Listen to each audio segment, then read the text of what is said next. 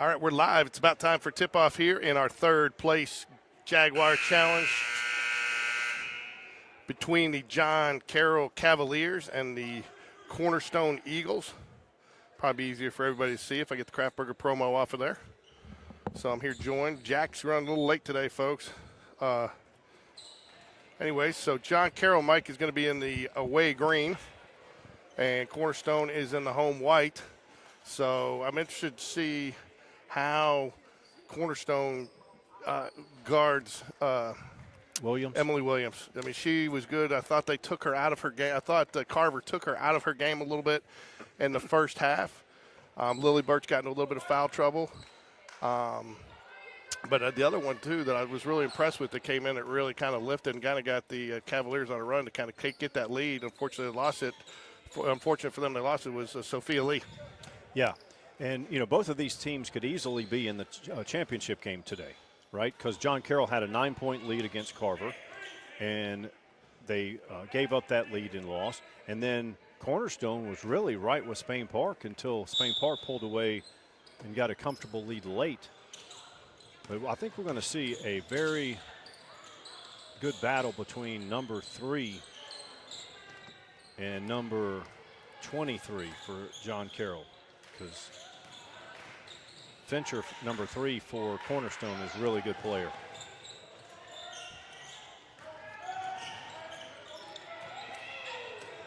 Ball taken away by Cornerstone. John Carroll gets it back, but she is steps on the sideline.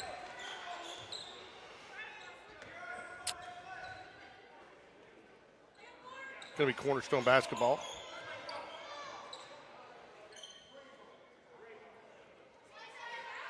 Is that Finnegar? Fincher. Yeah, she was a force in the. Yeah, she was. I think that's going to be the matchup to watch today, Fincher versus Emily Williams. Right. So it will be interesting if teams go man-to-man. Will they match up against each other? I would think they might have to, although Fincher can bring Williams out deep, but I saw Williams, they are. John Carroll's playing man-to-man. Knocked away, but no backcourt because it was deflected. Good call by the officials. Drive there by number 4 does not go. I really think what this game's going to come down to, Mike, and you sit there, it's easy to say, but I think it's really the factor is going to be offensive rebound, second chance points, whoever hits the boards. They both got similar matchup in size, so it's really going to be, in my opinion, they both probably shoot about the same, so my guess is going to be who rebounds better. There's Fincher. Spain Park didn't have, I don't think any team in this tournament's had an answer for her. In the Spain Park matchup, they kind of just went away from going to her. And part of that's because Spain Park was able to deny her the ball at times. Yeah, I thought Spain Park did a nice job doubling her a little bit and really putting a body on her to where she couldn't. I thought they did a nice job putting a body on her where she couldn't really get her in her comfort zone and really get the shots that she wanted. Right. Jack, we're going to dock your pay for being late. Yeah. Well, and not only that, but he didn't bring Buc-ee's for all of us. Yeah. Hey, well, he was supposed to bring the Craft Burger, right? The Craft Bed. You guys come over. I'm cooking steaks tonight. I was a little late with traffic and leads. Yeah. Well, I had Craft Burger here. You guys just missed it. It was here at 1. Mm-hmm, sure. Likely story. When you guys didn't show up, I gave it to the officials. I had it here for the first game. The officials don't want to see you coming. Hey, Pass down low, nice. Good dish inside. That's number 2, Thomas. Well, it's been evenly matched game so far. Yep. Cornerstone and this matchup right here, Williams drives. Oh, I thought she was going to get the roll. That was a good. yeah, with Williams and Fincher. Yes. On low. Yeah, Jack doesn't even need a roster, man. I know. He's younger. He's got that like. Photographic memory going, man. He's calling out girls' names when he hadn't even seen them play in a game the other day. If you had a reunion game between Oak Mountain and Spain Park, he wouldn't even need a roster from last year. 2 years ago, I bet. He could tell you, like, oh, there's Corbin Long.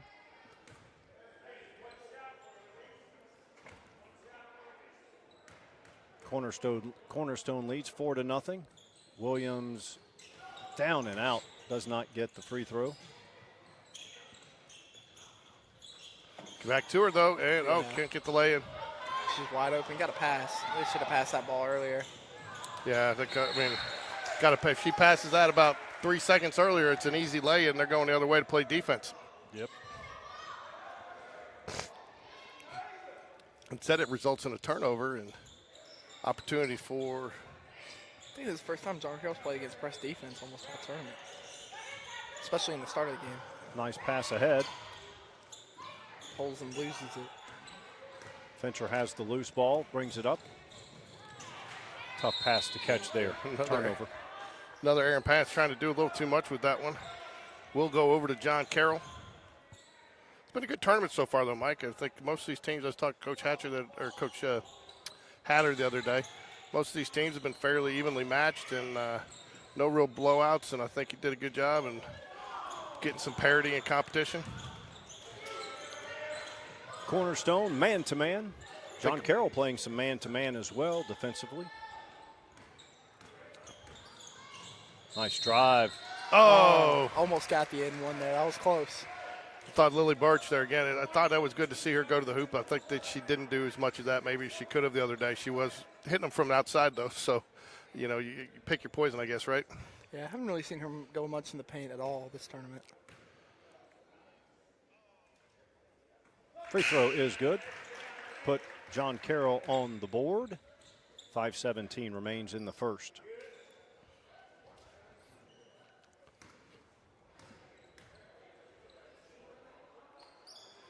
She hits the second as well. Notice Williams was picking up number 3 automatically and then left her. Oh, almost out of bounds. Good defense right there.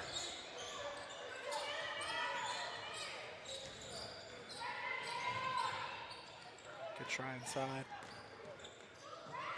Oh. John Carroll looks a little out of sorts here on this pressure. Yes, that's in fact, I don't think Cornerstone was that effective with that pressure against Spain Park. No, I thought Spain Park did a nice job breaking it. But again, part of it too is, you know, we get the rebound under the basket here. John Carroll didn't dribble it out when she probably needed to dribble that out just a little bit to create some space and get a good pass lane. Good nice. there. Williams with the bucket. We are tied. Took advantage of the size there on number 10 it is, or 11. Didn't have Fincher on him.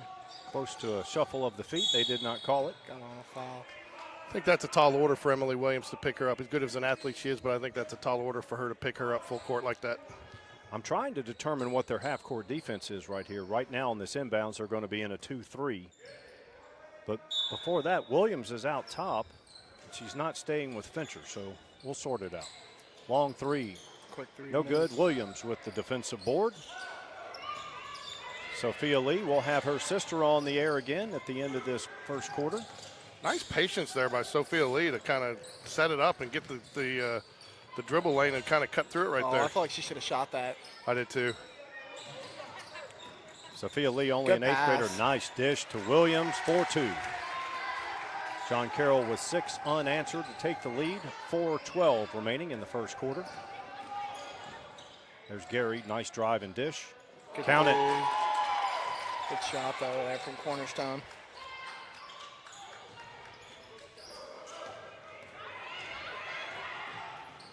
Didn't look quick enough what Emily Williams did, and Exactly right there, Jack. You need to look just a little quicker there. That three-pointer by Erin Lewis, she did not play last game. Oh, she didn't? So another offensive weapon apparently for Cornerstone here today that was not here in the previous game. it looks like Cornerstone's got 2 more people on the bench than they did last game against Spain Park. I tell you what, Well, this is going to be, that's too Good easy. drive and finish with the left. That is impressive. John Carroll take the timeout. A game of run so far. I tell you, it was interesting to see, too. Saw a little chippiness out there on Instagram between a couple of teams. Carver's definitely thrown a few things out about pulling off the upset and got some girls fired up. I think it's going to be kind of a spirited 2 games that we've got here. And I saw some other things out there, some people excited to maybe go home with a little bit of hardware today. Well, that's good. You want to have that competitive fire, but I'm not so sure how much of an upset it would be for Carver to win because they look pretty good so far. They have. I think one of the posts was the girl said, got one upset today, now I got to get the next one to win it or something like that. And again, I'm not sure that I would have considered Carver an upset over John Carroll. I thought that was two evenly matched teams. I feel like those two evenly. I don't feel like that was an upset there. John Carroll was up 9 in the second half. And then Carver stormed back and then took the lead and never relinquished it. And they were up almost like, what, by 8 at the start of the fourth quarter as well. I mean, John Carroll was. Full court pressure, long ball. Good pass. Oh. Yeah, I kind of felt like the girl on the far side of the court, you're running up yelling ball, ball, ball, ball, ball, was a little bit of a decoy. Yeah, it is. One time I want to see these girls on these long passes. I want to see them like do a stop, kind of a jump stop under the basket and see if they can get the other defender to jump and see if they just get a wide open bucket. I haven't really seen much of that in this tournament. They get it to Williams on the block, back out to Emily. I tell you too, John Carroll bounce passes more than any team I've ever seen. They love that inside bounce pass. Oh, that was online but short. Didn't looked kind of had a chance from here. Lily Birch hit several threes in the previous game. She has great range. Oh. Drive, no good. Offensive putback is good. I'll tell you what, man, she is a force. Fincher is. No one in this tournament has had an answer for number 3. Sophia Lee, again, she is an 8th grader. 7th grader. Oh, that's right. She's 7th and her teammate is 8th. Richie is an 8th grader. But they both play on the 8th grade team. Nice little lay in there by Oliver.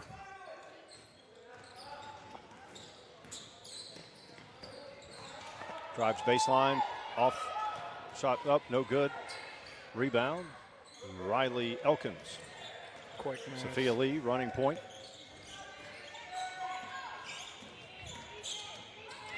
Ooh. Oh. I didn't. That might be the hardest screen of the tournament. I thought it was a hard screen. I didn't see her move. Did she move? Yeah, I don't think she moved at all. I think they got the benefit of the call. That just looking like hard, huh? That was. That just looked like a rough play, and they're going to call it any time. So. Mass versus immovable. I think the coach is trying to explain that she did. Oh, she's trying to say that she jumped, or I don't really know what he's saying. She just went down so hard it made it look like it was an illegal screen, but she looked to be set. Of course, we could go back and watch the replay, and one of those bang-bang plays.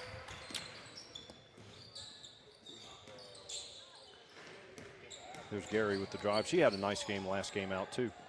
2-pointer good from about 15 feet. That is number 5. Good drive. Oh shit. Just can't get the roll there. I like the way they're utilizing Williams, too, at the top of the key, getting that ball in on the press. Fincher, good all-around player. She can handle it. Guard 1 through 5 on the defensive end. Oh. Turnover. Goes right through Aaron Lewis's hands. Now the 8th grader comes in. Richie, number 33.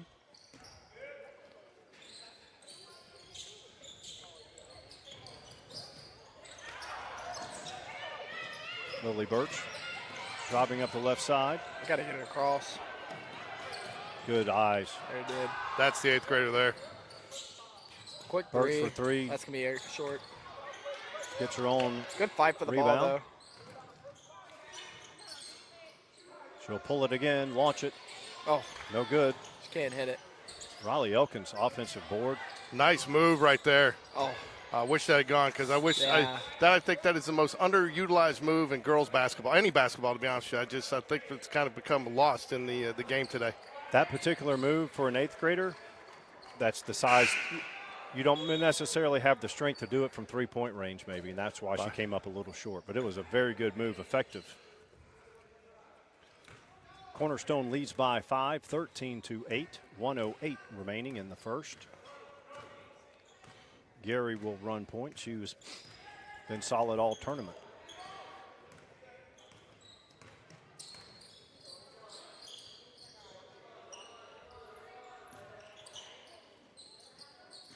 Ooh, thought Mike could have gotten called with a double dribble there.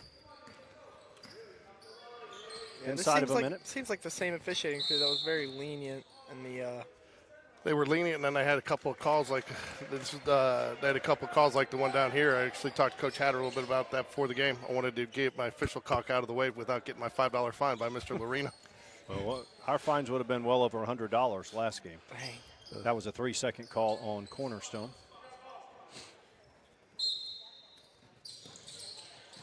Full court pressure still on. I don't know if you'd have passed it there. No. Sophia Lee does a nice job She though, with does. her Wow. spin moves. Using both hands. Gets the foul, too, and a push. She does a nice job. And you know what? The thing she does there, too, and a lot of younger kids do these days, Mike, and correct me if I'm wrong, is when they turn, they try to dribble backwards. But where she's turning to kind of create it and then get the girl go the other way, and she comes right back and it creates that space. A lot of kids that age don't do that. Yes, her moves have a purpose, and she's getting the defender on her hip to where she has the advantage. Riley Polkins Oh, checks out of the game for Emily Williams. tell you if she was, that's where I think, too, sometimes they get a little too visual about Emily Williams there because Oliver was wide open on the other side for the back door. Yeah. But it was almost like they were going to Williams no matter what there. Good pass Nice inside. Got to take vision. advantage of that. Oh, just can't finish. No. Oh, and that should be John Carroll ball, and It it is. is. Wow. That's an effort play by Jack. Everybody just sitting there watching it bounce around. Jack's already See, pulling. in that stand, though, I would just let it go. I mean, I know I love the effort plays, but there you just got to let it. You kind of box out and let the ball go, so it's out of bounds. Fincher got a brief break. Good shot. Oh, Halfway just down and cannot out. get- And whoa. Jack, don't call it too early, man. They're gonna blame you for jinxing them. 17 seconds remaining in the first quarter. Cornerstone leads by 5, 13-8. Fincher has a chance to extend that lead with 2 free throws.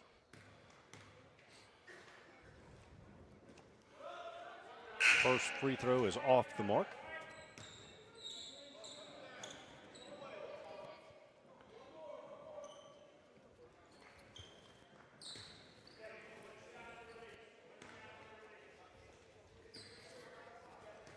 Tell you what, Buc-ee's is expensive.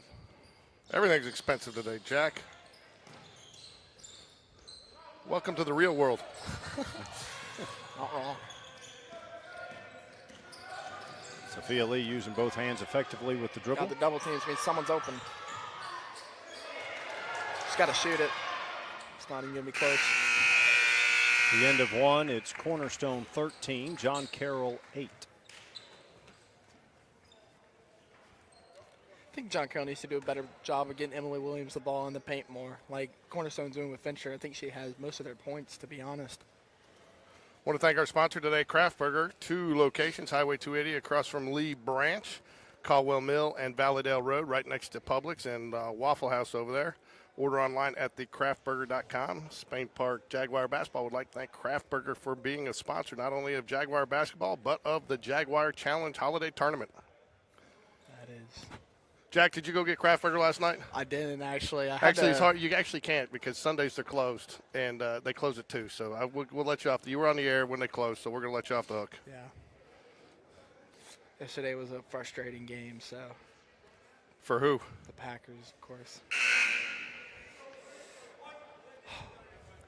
No one They respects lost the last Vikings. night? The Packers lost last night? Yeah. I They didn't were down realize that. 27-10 and made it close, lost by 2. I'll tell you what, though. That offsides call at the end of the first half really, really killed us because he hit that field goal. He doesn't hit that field goal, and we got Here, put it on. we have a win there, honestly. We're set to begin the second quarter. We have, you've heard us mention Sophia Lee. For John Carroll, we have her sister Hannah Lee back. Hello, Hannah. How are you? I'm good. How are you guys? Doing well. You did a very nice job of explaining the parochial school system. And Go back and listen last night? Oh, no, sir. Did your parents? My dad did, yes, sir. What did your dad say? Oh, he said, I don't know what you're talking about, but you sure seem like you know. that's good. It's good to be comfortable under pressure and under the gun. Sophia on the ball. Your sister has really good ball skills. She can dribble with her left and her right. And as only a 7th grader, that is very unusual. Got to get it out. Oh. Good stop there. Oh, I don't know if she should have stopped, actually. She draws the foul. Tell you what, she's getting fouled every time she's going to the rim. I think John Carroll's definitely not doing a great job of like guarding the paint, especially in transition defense. I think they need to do a better job of that to keep the game within close.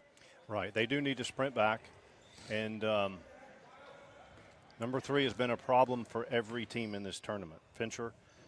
And not to say this, the same could be said for number 23, Emily Williams, for John Carroll. No one's had an answer for her either. I think the difference is number 3, she can bring it up and run the half-court set, or she can be a force down low. Yeah, she can play like a guard position if she wanted to. And their full-court pressure has been really tough on John Carroll so far. Good. Williams in transition. Good nice. bucket there. Lead is only 4 now. Cornerstone leads 14-10. This girl here didn't play the last game, and now she has 1 3-pointer, just missed that 2-pointer.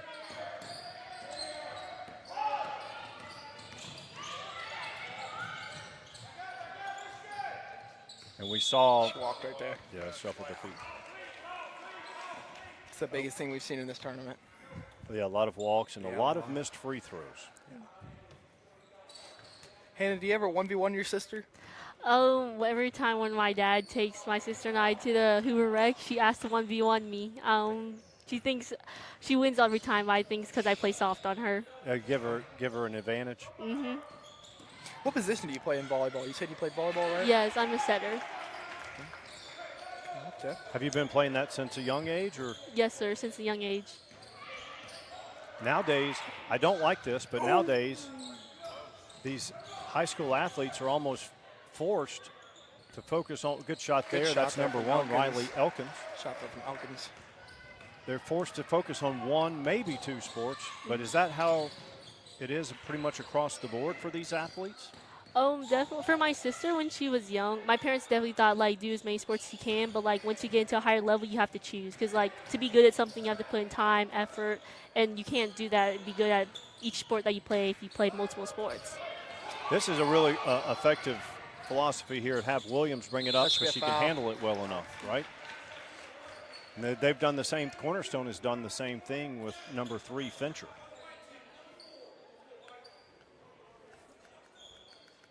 So when do you guys go back to school? You're at Hoover, so when does Hoover start back? On the 7th. On the 7th, okay. Spain, John Carroll, the same thing? I don't know. I would. Okay. When does Spain Park go back to school, Mike? I believe the 7th. Williams' free throw is good. Oak Mountain got a lucky this year. We go back to 9th. Is that the difference in Shelby County versus Hoover schools? Probably, yeah. I would think it'd be the same, but it's not.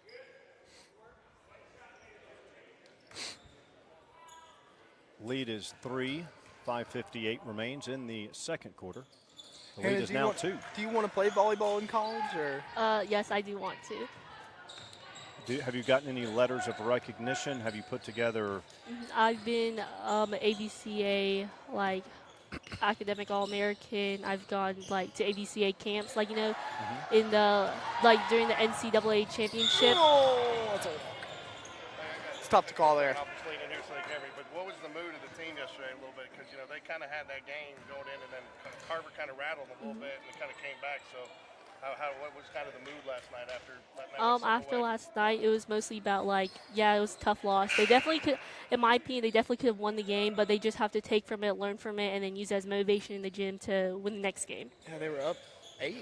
One other thing, too, that I talked to Coach Hatter about, you know, we played, Spain Park played John Carroll down at Thompson right before Thanksgiving. And we both commented, it's not the same team. They have significantly improved from that game to the one that we watched them play yesterday.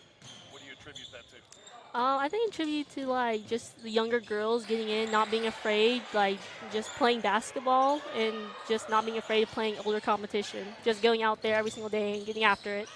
Was Sophia brought up in the middle of the season, or has she been on since day one? She was brought in. She got pulled up in the middle of the season. Okay. There's Williams again. She'll try to take it coast to coast. For the tie and another foul. Draws the She's drawing a lot of contact. fouls on Cornerstone right now, I'll tell you. Yeah, you were talking about the reason for improvement. Nothing can substitute for experience, right? And especially these young girls, they're playing in big gyms against bigger, stronger athletes like your sister, and Richie, the 8th grader.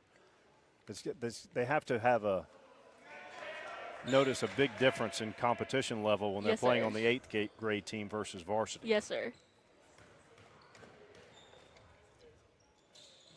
Second free throw is good. I believe she's hit 5 out of 6, which is anomalous for this tournament because free throw shooting has been very poor. Lost it. That's the thing. I'm telling you, man. Try for the ball. Give max effort. Give max effort. Give 100%. If you're not going to give 100% effort.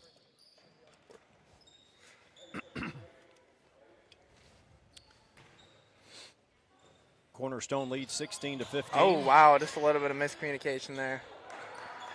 Lucky. They get a lucky break, though. She doesn't finish. Referee tried to let them sort that out, but they just stayed there. So calls a jump ball. I thought that was a good call, Mike. Let him try to get the. Not a few games that we saw quick calls on the jump ball whistle. Yeah, in the girls' game, you see that a lot. Emily Williams to get a break. I'm assuming a quick break. Just as Fincher didn't get. Again. I mean, maybe she was boxed out there, but you just got to have some sort of type of effort. Elkins up ahead to Richie. Taken away. There we go. 12. Showing effort there. Yeah, that's number 12 is Erin Lewis. She's hit a 3. She didn't play in the last game, so she's been a nice addition for Cornerstone in this game. Tell you what, Fincher is looking to try and get. She surveys the court. She can handle it. She's going to take advantage of Emily Williams not on the court. And they're going to get it to her. That basket is good. Number 11, Cheatman. It's a good bucket there by Cornerstone. Leads back out to 3. Sophia Lee with the ball. So you think here's going to be a nope, she little gun shy today. Oh, she's got to shoot that. That's a cheap foul down there. Neither team in danger of the bonus though. Yeah, So- for John Carroll, Lily Birch, and Sophia Lee, they're mostly their outside shooters, while number 1, Elkin, Emily Williams, and whoever's else on the floor, they're mostly primary drivers. So really the only outside threat you have out here is Lee and Birch. Well, I noticed that your sister Sophia, she looks comfortable out there. Does that? Oh, on Did the she- court, my sister's mellow. Oh, Yep, right on line, just missed. Good cross-court good driving pass. Lacey pulls and Good quick ball movement. Another. Three-pointer again. can't get it Off together. the front iron. Offensive rebound. Taken away by Fincher. Got to get to that spot. They're going to call a block, I believe. Yeah. Don't think she had her feet set. In that situation, Elkins, she needs to sprint to that block right there and get set. She tried, just a hair late. So I noticed Sophia looks really comfortable out here, even under the pressure that Cornerstone's putting on them. Do you attribute that to playing with her older sister and older kids? Because that's how you get better and learn how to handle the pressure. I definitely do. She also plays AAU basketball, so she sees all these like girls across the country playing against them, going against press, especially up in Coleman. So I think that also attributes to like her playing basketball. I think almost every other weekend. So how much better in middle school does she thrive with the pace of like a varsity game? Otherwise, towards like a middle school game, I feel like she'd be know a lot more around the court and have just a lot more knowledge than a lot of more people. So I don't know, man. You're gonna ask her. You have to ask her. But I think her last 8th grade game, she scored 25 points. Oh, wow. wow, And those, what are those, 6-minute quarters? Mm-hmm. Yeah, so that's only 24 minutes of game time. that's a point a minute and more. Yeah, I like her confidence. Screen set by Williams. I believe the pass was intended for Williams, but She got it back though. Oh, I caught a walk. Not what you want to see there. can't travel if you don't have the ball. Yeah. But I just filled in for George there while he was off the mic. you tell any family members that couldn't make the game to watch them on Game Day Sports Radio? Or Oh, yes, I did. oh, there we go. I was talking to Coach Mike and Coach Matt before the game, and they said that a lot of the John Carroll people went back and watched the replay, and some watched it live. So that was good to hear. We like to hear that. Oh, Long tough on the shot there. three-pointer. We're Man, it's approaching. going to, and she's probably getting another foul here. Nope. That's about the only time I haven't called it on that same thing there. Fincher extends the lead. She scores, extends the lead to 6. A lot of runs. It was 4-0. Then John Carroll ran off 6 straight. Got to get it across here, and Sophia Lee does. Three-pointer. Oh, Right on line, but short. tough shot there. So how do your parents, George and I are parents, and we've done it too, but so how tough is it for your parents have to do split duty, like send one of them take you to volleyball at a Yes, certain sir. city and then take Sophia a different city? Yeah, it's definitely a lot easier since I can drive now. So normally I just drive myself to practice and drive myself home. But with my sister, they have to take her. It's normally my dad. My dad's the one who has the basketball gene. Okay. Yeah, you have to divide it up when you have multiple kids. Yeah, that's what my parents used to have to do. I played baseball. My brother played soccer, so it's going to be cornerstone ball. No, John Carroll's going to have it down 6. John Carroll will be in the bonus for the final 141 of the second quarter.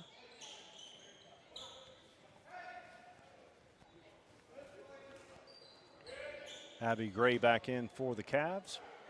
You know, we haven't, John Carroll's only down 6, and I don't believe Lily's hit a shot. Oh, I got it. She drives strong. Got a foul, though. Good call there by the official.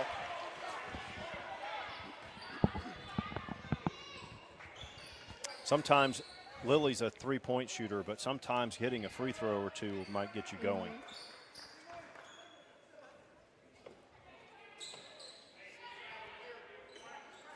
So on the court for John Carroll, you have Elkins, Williams, Birch, Sophia Lee, and Abby Gray. Free throw is good. Maybe that'll get Lily Birch Good going. free throw for him there.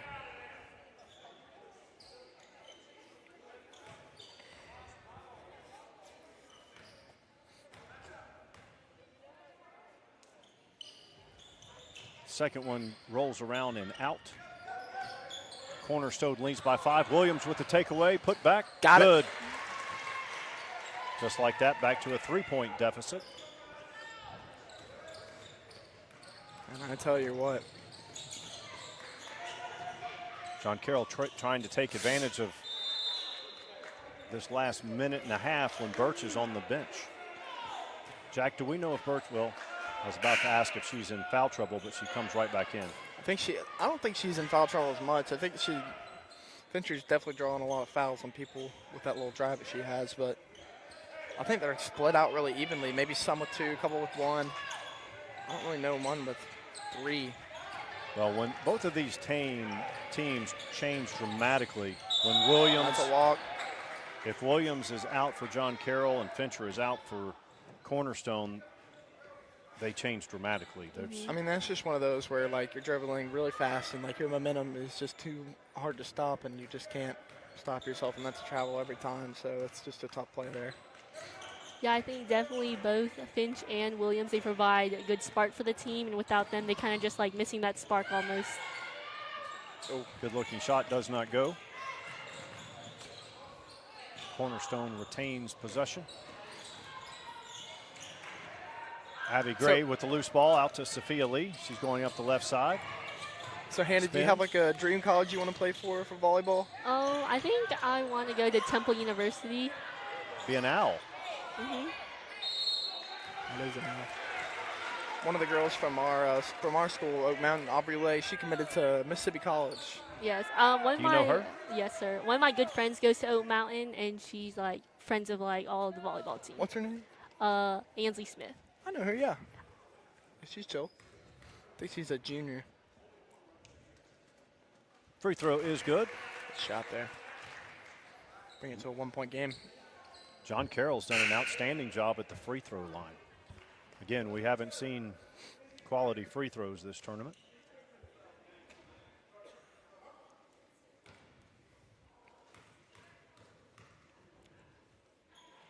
Short. Lead is 2. Here comes Fincher. She's gonna, yeah. Oh, Nice passes. look-ahead pass. Let's see if Cornerstone holds it for one shot. We're down to 22 seconds. The answer is no to that. Lily Birch gets the defensive board. I'd hope for the last shot here, Mike. I would too, but against this pressure, maybe they just take the best shot they can get. Good pass there. We got a timeout. Yeah. 8 seconds remain in the second quarter.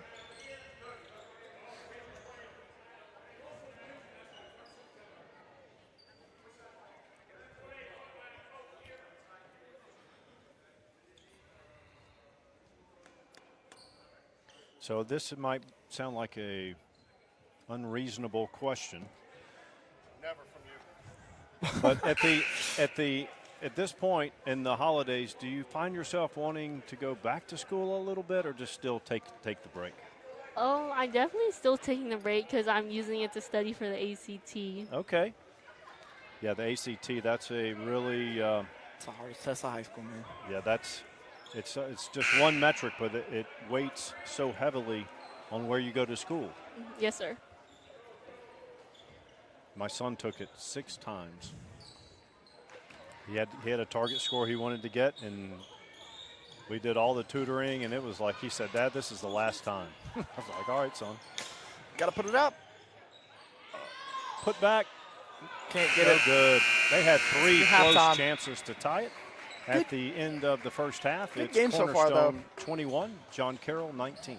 Still- Hannah, still thanks for obviously joining us. Thank you for obviously- having me. I think it's still everything. It's anybody's game, but good first half from both teams. I definitely think John Carroll needs to get the ball to Emily Williams more and get Lily Birch more open shooting. For Cornerstone, I think they just need to keep the ball with Fincher a lot. And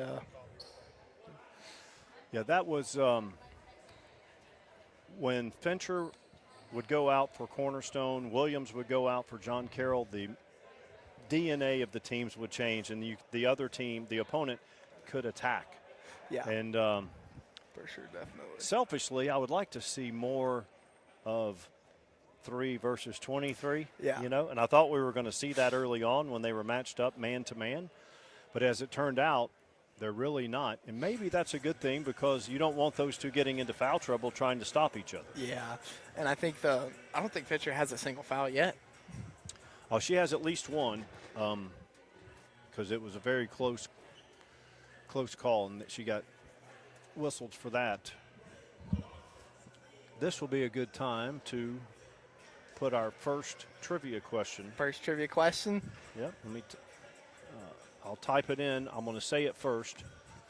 All right. This brother duo. Oh, All right. We're going to mix it up a little bit. They were wrestlers at Spain Park. oh. I know my brother's sister do a wrestler at Spain Park, but I don't know. They ended up wrestling at Penn in Maryland. Name these 2 brothers. All you have to do is get the last name, and I'm going to type it in now.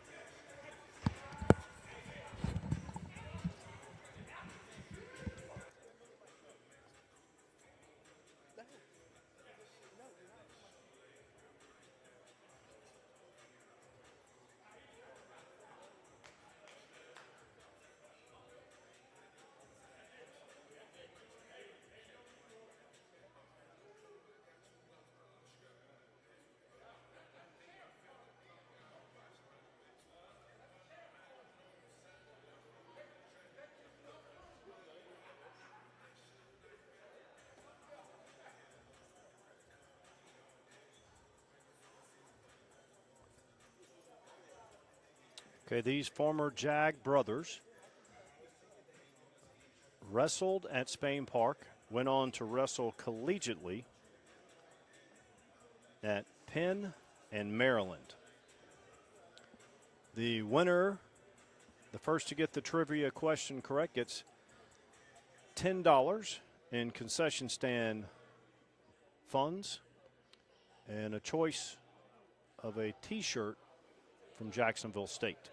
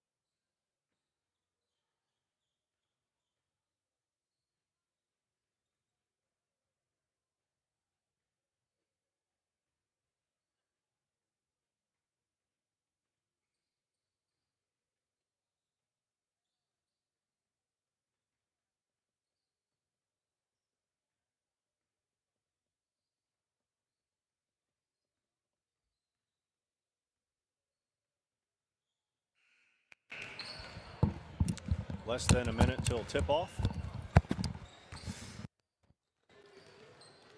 All right. Cornerstone leads by 2, 21-19. Jack, Cornerstone went out 4-0. John Carroll comes back with a 6-0 run. They lead 6-4, and then it was back and forth with a Yeah, I went down during halftime to try and get a foul counter, and they didn't really have any, so don't know the fouls on people. This is the third place game. winner finishes third. There will, I believe, after the championship game, we will have a championship presentation.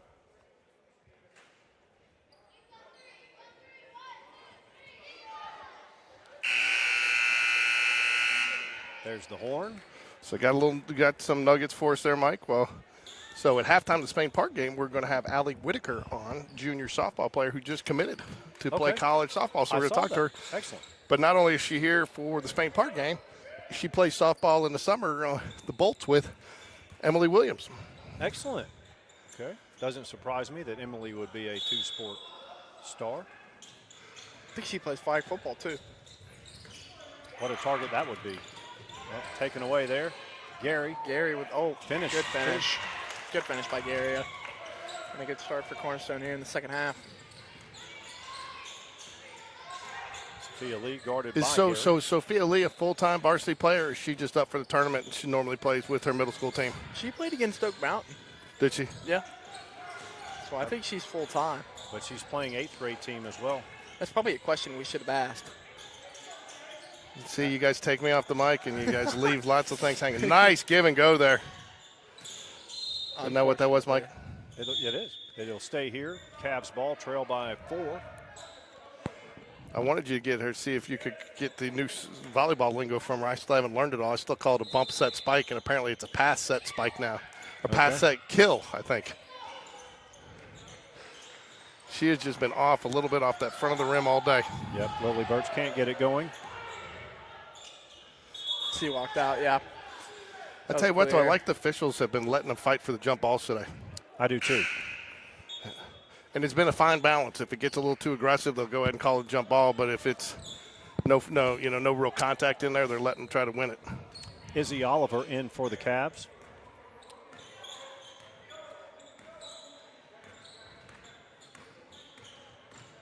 Cornerstone gets it down to their big. Fincher, she drives nice up and under. Good bucket there. See Cornerstone's playing really good defense so far here in the second half. Emily Williams out top. They need to get her going.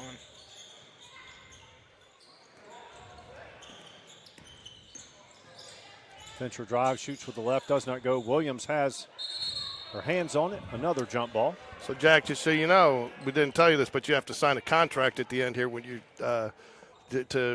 when you get to call Monday Night Football a couple years from now. You're going to invite Mike on for a guest appearance. Oh, that'd be good. Monday night with Peyton and Eli, and then Jack. That'd be. Huh? Peyton and Eli is the best broadcast of them all.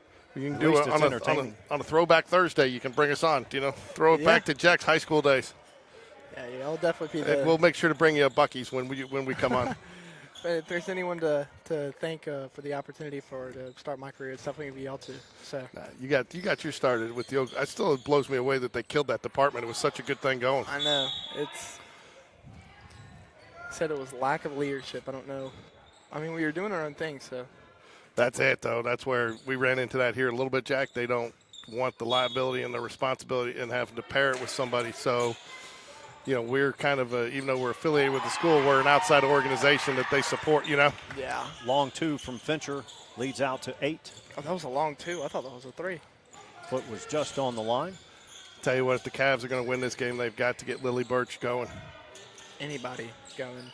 In the first half, Lee and Birch had open threes, did not connect. This half, neither girl's gotten an open look. Good pass there. She needs that. Oh, can't get it to go. It'll stay here. because that's the thing. And now all they're able to do is sag down on Williams, and it's not there for her. So if they're going to open that up, post play up underneath, they got to start hitting some outside shots. Definitely. Oliver to trigger the inbound. She gets it into Williams. Sophia Lee drives, short corner. Tell you what, they're not letting Emily Williams get anything. Gets it down low. She's denied. Good call by the officials there, too. Yeah. Sometimes I've seen them call that jump ball this week and letting that go as a block, and then they inbound underneath, I think, is the right call there, Mike. Plus Yeah, 5 into the official bank for George there. Mm-hmm. Yeah, there's no plus 5s. It's only negative 5s. And Sophia Lee was wide open, just didn't see it. Now's where you try to get it to Williams once you get Fincher out. Long three, Rainbow. That looks good. Nope. Online, but short. Oh, good Good save. Call her timeout? Called timeout. Yeah, he called timeout. Wow. I didn't know what they called. I didn't either. I thought he called her for a foul, and I thought that was a late call. Then I didn't see. I was close enough here to see that. Didn't see her toe on the line. So, Cavs trail by 8. I think the Cavs coach knows this is a critical possession here for the Cavaliers. It's a big possession. I see some Jaguars straggling out of the locker room. They're getting ready to play. How's their mindset? Do they have the mindset that this is a championship? They do. They do. In fact, or at least some, the ones that I've talked to, they recognize it and they want to win it, and they realize. And when you've got, 7 seniors there, they realize this is their last Christmas this is their last tournament before area, and the last one they'll ever probably play in. So, and especially it's at home too. So so they want to win it, and they haven't had an opportunity to really host a trophy here, and so it's been a long time. I guess it's probably the year they won state in 20. Yeah, no, I think we actually won it 1 year with Coach Chase. I think 21 the year after. I think we ended up winning the Christmas term. But anyways, close enough. It's been 3-4 years. So yeah, no, they definitely want to do it, and they're playing with the right mindset. And but I'll tell you too, they've got a little bit bigger. This group has never been out of area, to advanced out of area, and they really want to advance. And I think one of the things they're really looking to do is use this as an opportunity to get out of area, to get better, to get ready to get out of area. They know they've got that first game Friday night against Pelham and how big that is. Almost think that was a foul. We'll grab on number 10. It's a challenge. It's a challenge in the paint for John Carroll. Yeah, I tell you what, Spain Park's got a tough area for the girls. I tell you, this is a critical possession for the Cavs. They've got to get points on this one. Good bounce pass. I tell you, man, she threaded that through 3 girls. I think it actually went through somebody's legs, didn't it? It looked that like way. it, yeah. I mean, that was definitely an aggressive pass, but it was there, and good hands by Emily Williams. Tell you what, she has to make these free throws here. She did well at the line in the first half. Let's see if she continues that. 5:14 remains in the third. Cavs trail by 8. Oh, just can't make it. What year is Emily Williams? Does anybody know? Junior. Junior, okay. Said junior.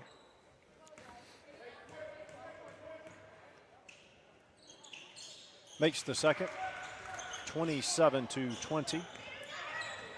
Here's Gary. She brings it up the left side, guarded by Sophia Lee. I don't know if John Carroll has any seniors. They get it down to Fincher. There's this matchup we've been watching. Nice dump down. Nice steal there. Block and steal by Izzy Oliver. Izzy Oliver. Sophia Lee going against Gary. She gets it across. We got screen. the roll. Halfway down and out. Good defense by Fincher. She'll try to take it all the way. Dishes it back out to her teammate. No good. Got to run for that rebound.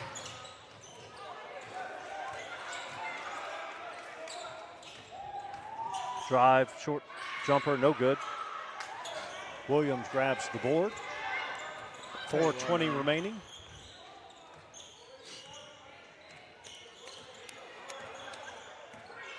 Sophia Lee trying to drive all the way. Oh. Dishes to Izzy. Good. Oh, I thought Short, she was gonna gets make a that. rebound. Loose ball. Seeing a lot of jump balls this half.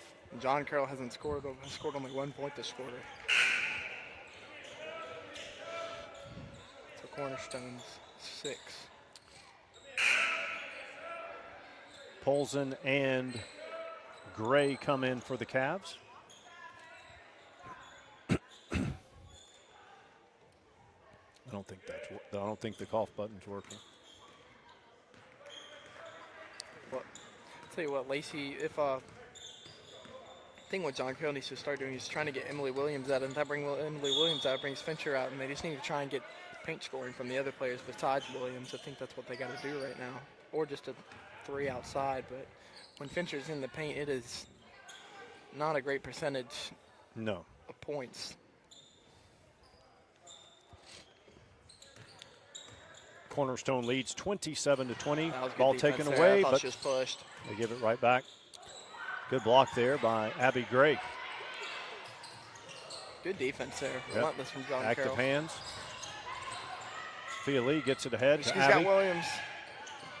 I almost think Williams should finish that. Good unselfish play, but I agree Yeah. with you, Jack. I'd like to see her go ahead and take it to the rack. She's a lot taller than the person that was guarding her.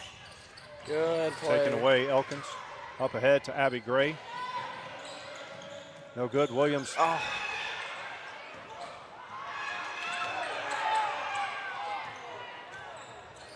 It's like play 5 here from Cornerstone. That was That's where hustle kind of hurt you there. Abby Gray came back in, tried to get a rebound, knocked it away from her own player. chaotic couple of minutes there. Crossover off the backboard. The bank is open. 29-20. Good move by Fincher. Somebody had to move for it. Nobody I moved. don't really know. If I'm John Carroll, I need to call a timeout. Girls look discombobulated right now. And they got a foul on Cornerstone. Izzy Albert's going to check back into the game.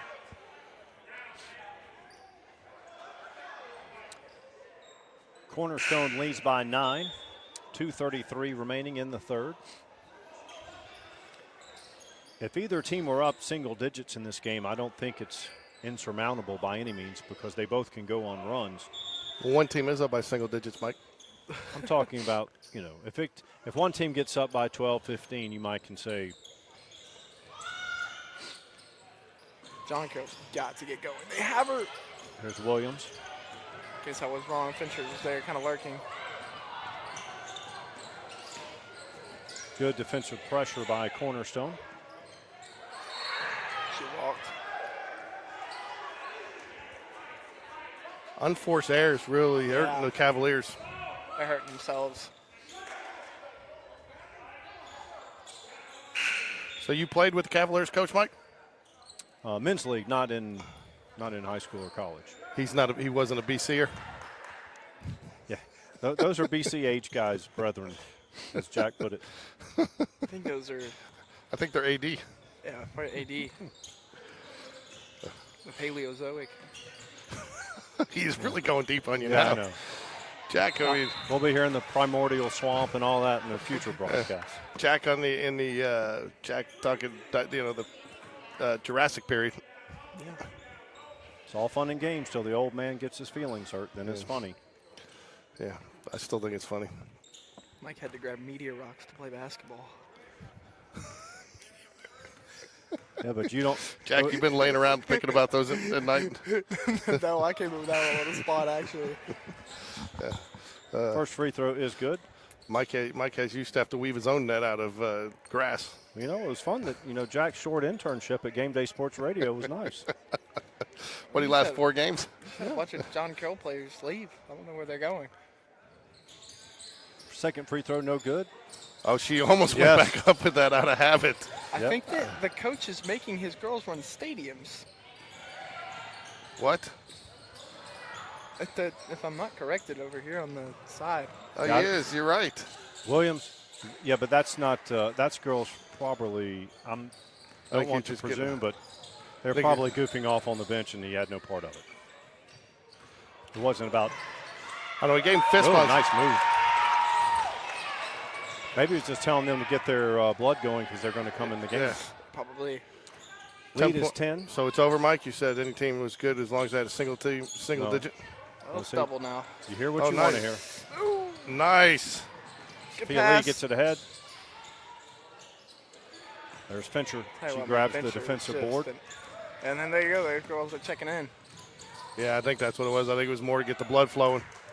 Unfortunately, we don't put exercise bikes on the sidelines here. Only in the NFL. Oops, sorry. There you go. V-cut. Nice move.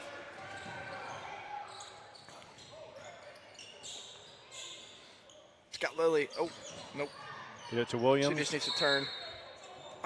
Oh, I thought that was a little quick. Yeah, I thought that was just so tough. She turns and that's a basket. Mike, do you think that was too quick? I like how they've been calling it prior to that. Very diplomatically put there. Wow, almost a full substitution. Ladies 5 and gentlemen, in, 5 out. Mike Lorino, the next Secretary of State.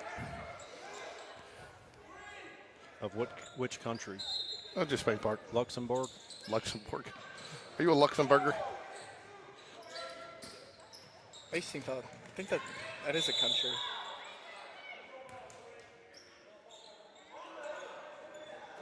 Call The it Lesser offense. Antilles, she the would. Lesser Antilles of Micronesia. Wow, the Cornerstone girl looks shocked that the foul was called on her there. You got to shoot that. Oh, no. John Carroll's girls, at times, their unselfishness has been a detriment. Yeah, I tell you what, man. I mean, Good pass. that was a good pass there, but Outstanding. That is number 15. John Carroll going to show a Lopez. little pressure here. there's no hurt in taking a shot. That's wide open. No Williams in the game. That's going to be a charge. So you John Carroll, you play for the final shot here in the quarter? Yes, I would. Yeah, I would. Because if you make a bucket, it's a 6 or 5 point game. So he's got Burks and Williams back in, the two main players of the game.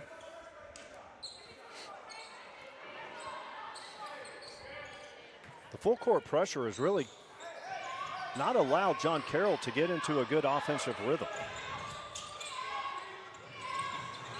There we go. It's up ahead to Williams. Good defense. Yeah. You almost don't want to let him score here, too.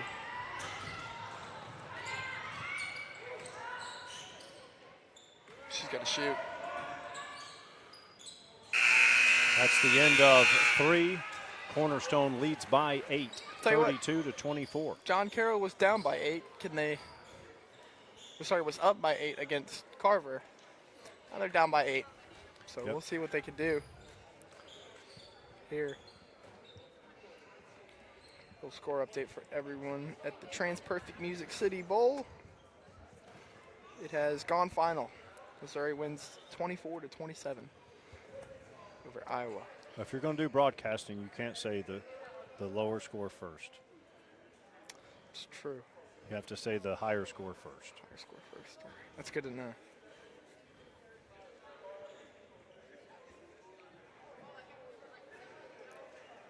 In college basketball, Michigan State with a win 80 to 62 over Western Michigan. You know that when John Carroll did that substitution 5 in, 5 out, they did a very nice job against that Yeah. pressure. They ended up with a 2-point basket. So 8-point lead here. You know, the rule is always 1 point a minute, right, Mike? So you don't want to be down more than 1 point a minute left in the game in the second half is kind of what I've always been told. Well, if they Yeah. score 1 point a minute, they'd be exactly tied. Obviously, you don't want to be down at all. If I'm John Carroll, I'm getting into Lily Birch a lot this quarter. Emily Williams has had her struggles this game, so that's what I would do if I'm the coach. Fincher has been very solid again today, but you know, she may not have as many points today as she did in previous games, but I'm even more impressed with her today than other games because of her passing. That's that. Oh, Birch with the rebound, trying to press it up to get ahead of that pressure. tell you what, it's a big possession. This sets what you're going to do for the quarter. Also can't take a lot of time on the clock. Cornerstone man-to-man. Nice drive by Williams. Does not get Gotta it. Gets put a that up. rebound. Put back. Good. Good bucket there. Now it's a 2-possession game. Here's Gary. She's had a solid tournament. Tell you what, Running point for Cornerstone. Fincher has not been out of the game. Spin move, no good. Williams gets her hand on it.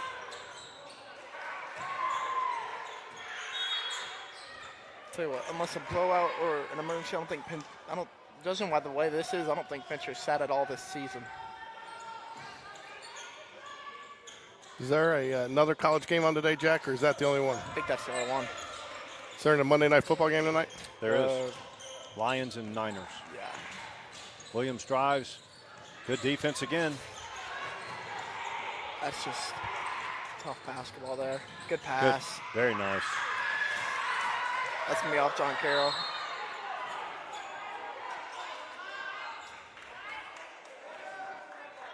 Uh-oh.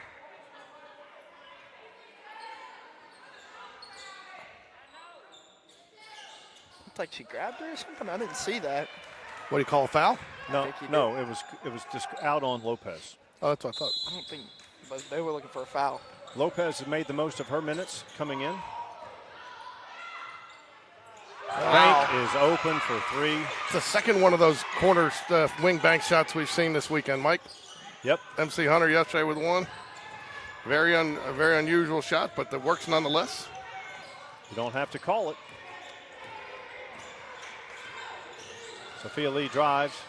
Good bucket. Oh, good Nice. bucket there. Way to stop and shoot right there. That's what I like to see out of Sophia Lee. Going against the bigger opponent in Fincher.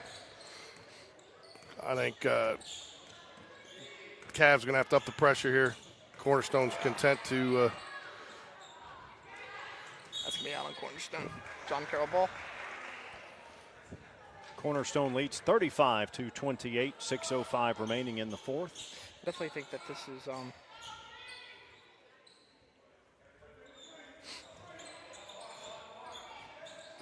she's got to get in. Birch has it. Birch. She lost it. She saves it there. Good save. Gets it down to Williams on the low That's block. where you She's don't double want it. teamed. Lopez back out. Sophia Lee, 4-3. Can't get it You know, together, John though. Carroll has not, I don't believe they've hit a 3 today. I don't think they have. Which is uncharacteristic. And you really need to hit your outside shot against this team because it's tough going down there with Fincher in the lane. She'll drop through anyone, man. Good drive there. To your point earlier, Mike, I think that you got to give Fincher a lot of credit in this game, not on the offensive side, but what she's done to shut down Emily Williams and the way she's kind of played in transition. He's going with another And all 5 the in. things that don't show up in the stat sheet, too, Yeah. because John Carroll can't even drive the lane a lot of times just from the mere fact that she's in there. And he's going with another 5 in, 5 out to John Carroll coaches. Good effort play right there. 5 in, 5 out worked last time. And ooh, I think that's the right call there. It looked like she wasn't 100% set. Right. it's unfortunate. So Gary, I get confused because John Carroll's 4 is Gray and Cornerstone's 4 is Gary, and all it is 2 letters transposed.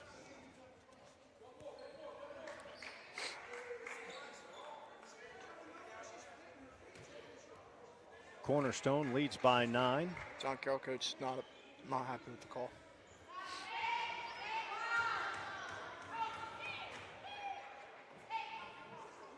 First free throw is on the way. Short. John Carroll 5 in, 5 out. And if I'm a Jaguar player, I think this is the same referee crew that called the Spain Park game It is. on Saturday. Yeah. Feel like this one is starting to crawl away from an opportunity, a comeback opportunity.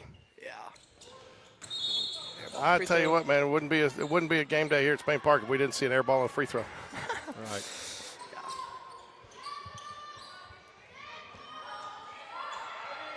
Full court pressure by Cornerstone. They get it in. Up ahead. Oh, that's just a. Lucky she got back there. Is that Polson? Yep. Little touch foul on number 3. Tell you what, it's not out of reach yet. With 5 minutes left and a 9-point game, it's definitely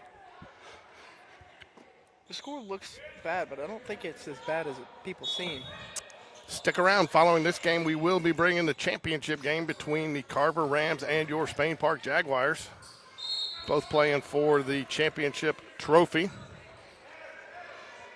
I'll tell you what, keys for Spain Park have to be to stop Jackson in the paint for Carver.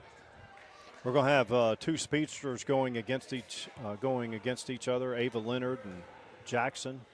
Yeah. That should be a good matchup.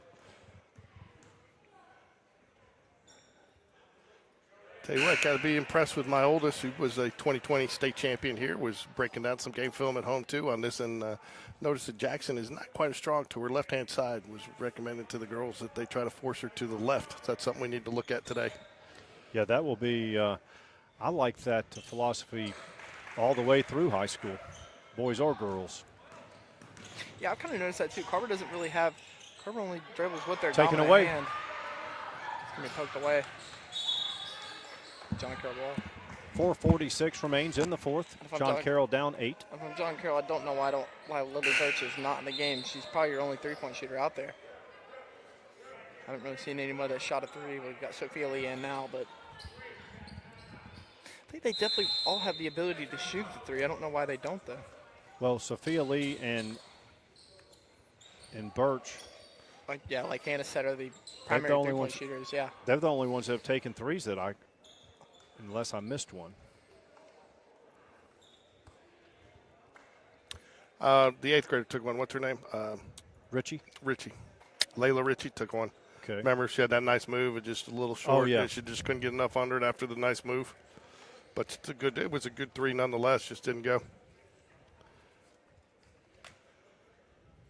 So, Mike, what do you tell your team here if you're the Cavaliers for this final 4:45? In this particular huddle, it's all about getting good looks offensively. And I think you mentioned it earlier, I think they need to press the pace defensively and start trying to force. You want Cornerstone to take mid-range shots that they're not comfortable with. You don't want to give them layups, obviously. And if you're Cornerstone, what are you telling your team? Keep doing what they're doing. I mean, their pressure has been effective. Stopping Fincher too is huge. Again, Birch not in the game. This has got to be in. Yes, Got it. sir. Sophia Lee That's drains huge it. right there. Just like that, the lead is only 5. Here's Gary. She's looking at the full court press. She gets it across half court. She's double teamed. Splits the double team. Wow! Oh my gosh! Drives. That should Contact, no foul. Good hands by Williams. Fincher drives. Nice dish. Yeah. That is what is so impressive. She can score it, she can dribble it, she can rebound, defend. She finds her teammates and she makes them better. Gotta get it out. She Double traveled. dribble. Yep. Double dribble.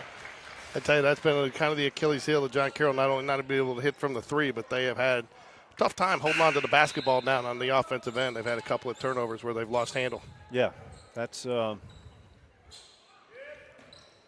has been an issue. Yeah.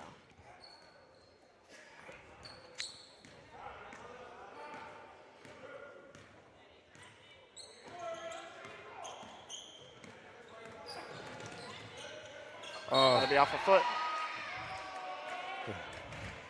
Oh, they call a foul.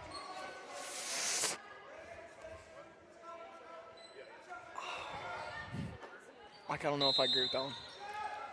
I feel like that was off her foot. I didn't see it live. I mean, I was looking at the court, but I didn't see it specifically. Cornerstone leads by 7. Gary was running point there.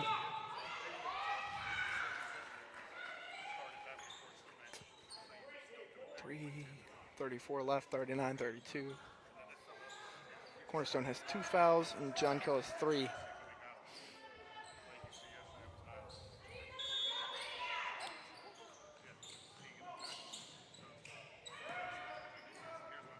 Drives the baseline. Taken Take away, Sophia No, Lee. you can't do that. You can't dribble back.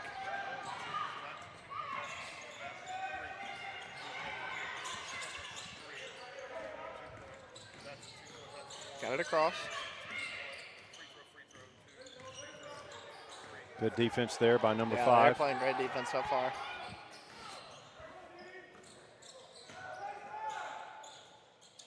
Williams gets her own rebound, puts it up Got and it. in. Lead back to 5. Good confidence booster there for Emily Williams. Even when John Carroll scores, they're having to work super hard for it. I would just put Birch in the game if I'm the John Carroll coach. That would be a huge way to rebound right there. And here she comes. He must have been listening to you, Jack. She's If you're in 3-point distance of the tie or the lead, I mean, you got to. Cornerstone's going 5 out to draw them out. I know you want to put your best on best, especially the way they're playing, but do you really want to pull Emily Williams that far out away from the board? I think you do. She's athletic enough.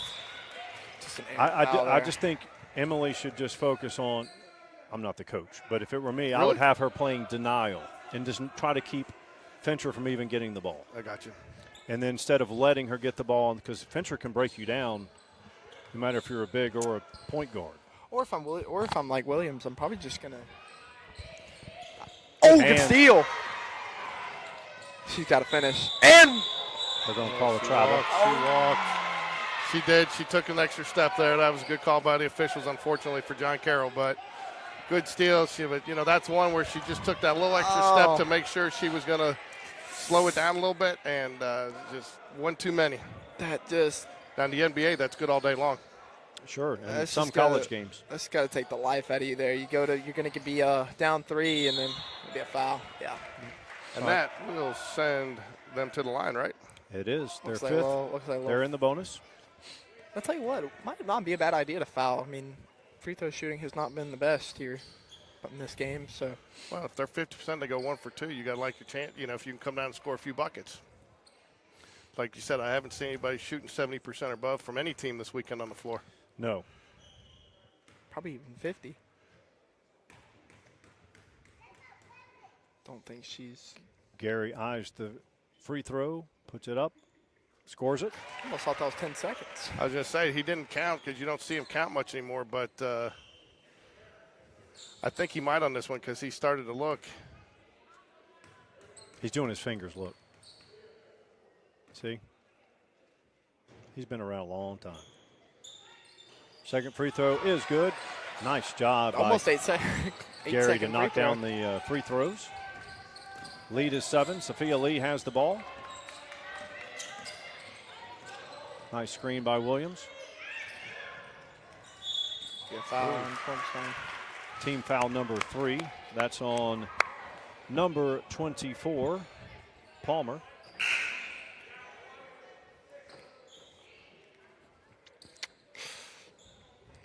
Seven-point lead, not insurmountable. Plenty of time left. It would help John Carroll to get Lee or Birch on target. 17-footer, no good.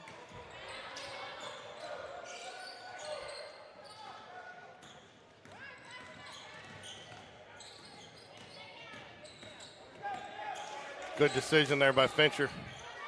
Yeah, she's got the it factor. Wouldn't that show the X Factor? I don't watch that show. Is that the show where they ate bugs? Yeah. I tell you, they've got that. I think at Universal Studios, they've got the X Factor show, and I ended up eating dried maggots or something. It was I tried one. They're like little puff cakes. Yeah. I'll pass. So.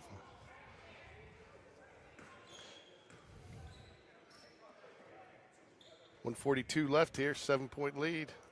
Who's this? Erin Lewis at the line. She missed the last game, came in today, hit a three-pointer in the first quarter. She hits the free throw here in a big spot, puts Cornerstone up by 8.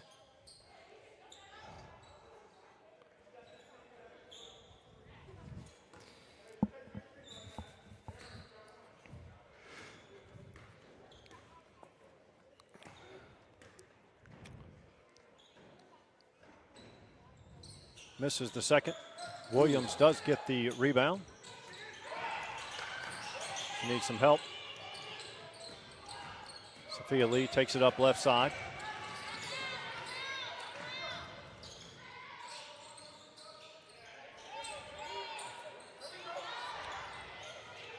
Turned over. 1:20 remaining. Be a foul. If Cornerstone can hit their free throws, they should be able to pull away here. Yeah. I tell you, that's where I think the three takeaways for John Carroll to learn from in this one is I think they obviously weren't hitting their shots. Not much you can do there. Just keep repping shots. Two, lost a handle of a lot of balls, had several turnovers on the offensive end. And the third thing is I think they've stopped their dribble a couple times in some unfortunate spots.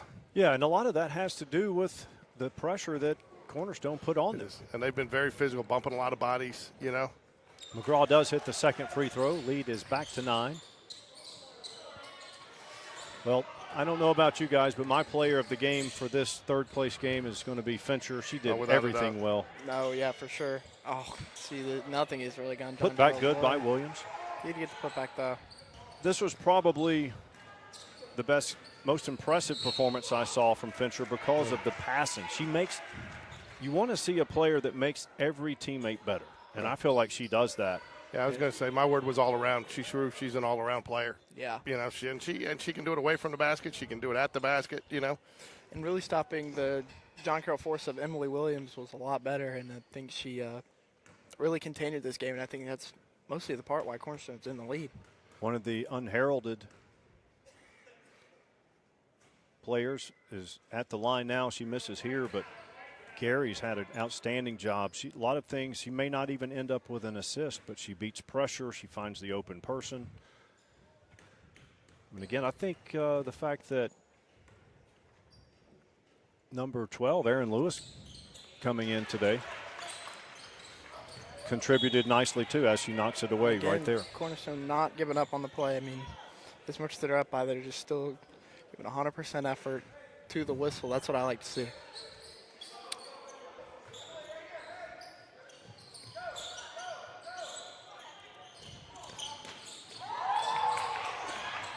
Fincher got fired up hearing that she was the Game Day Sports Radio player of the game.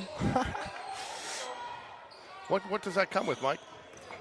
Well, I don't know if it were legal, I would give them one of our certificates, but I don't know if that would be legal or not. Recognition.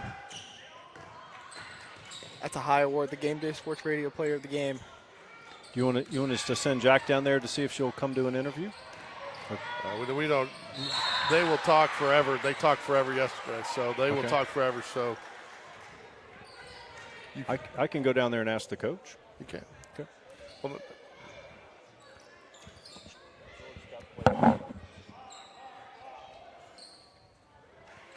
Cavs at the line here, trying to cut the lead, 26.7. Tall order to get back in this, Jag, but not impossible. Not impossible, but probably improbable. Yeah. Kind of like improbable, like the Packers winning the Super Bowl. It's a chance. Who's the quarterback up there now? Jordan Love. Is he still? Yep. Do you think the Packers would love to have Mike McCarthy back? I hear he might be available here in a couple weeks. No, not at all. Okay, there's a chance. 7-point game. Realistically, if Lily Burch can hit a quick three, get a stop, get a foul, and miss it, hits another three, which is very rare, might not happen, but there is a chance. 7-point lead, it is. You get a steal here. Get a quick three, it's a 4-point game. The way the Cornerstone's playing, though, I don't really know. No, and I haven't seen the defensive intensity out of John Carroll to shut her down. So, yeah, I don't really know if they have a foul. They have a foul to give, and they do.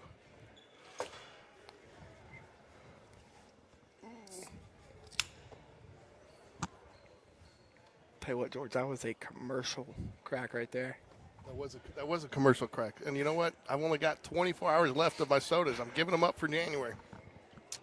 No Cokes, no Sprites, no sodas. That's a good idea. That's a good goal. So I need to cut off on the sugar too, probably. So. Whew, especially crumble cookie as well. I mean. Oh man, don't even talk about that. I'll tell you what, I like crumble cookies, but sometimes they're a little too big. Yeah. They got a little too much stuff on them. Yeah.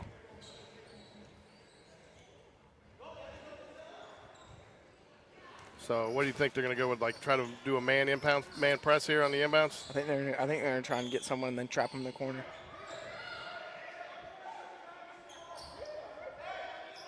That's what I think they're going to try and do. They're going to leave someone open, and then, yep, they're going to leave her open and then trap her in the corner.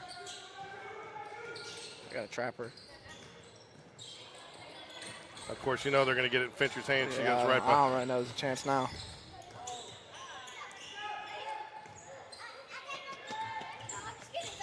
Thirteen seconds left. Nope. That's going to do it. That's gonna do They're not it. going to foul.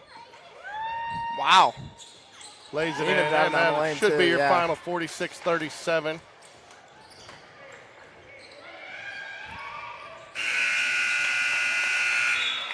Lily Birch held to 0 points. Unfortunate there. Up next, we've got the championship game.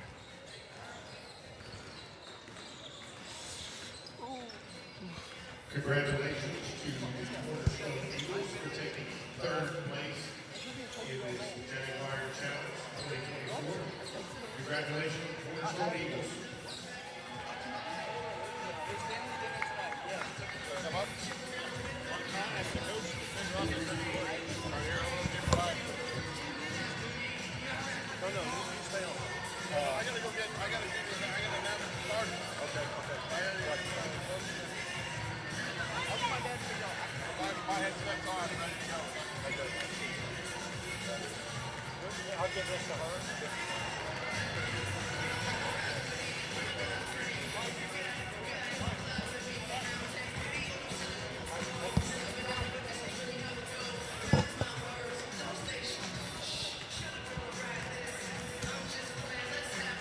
Kai, is it?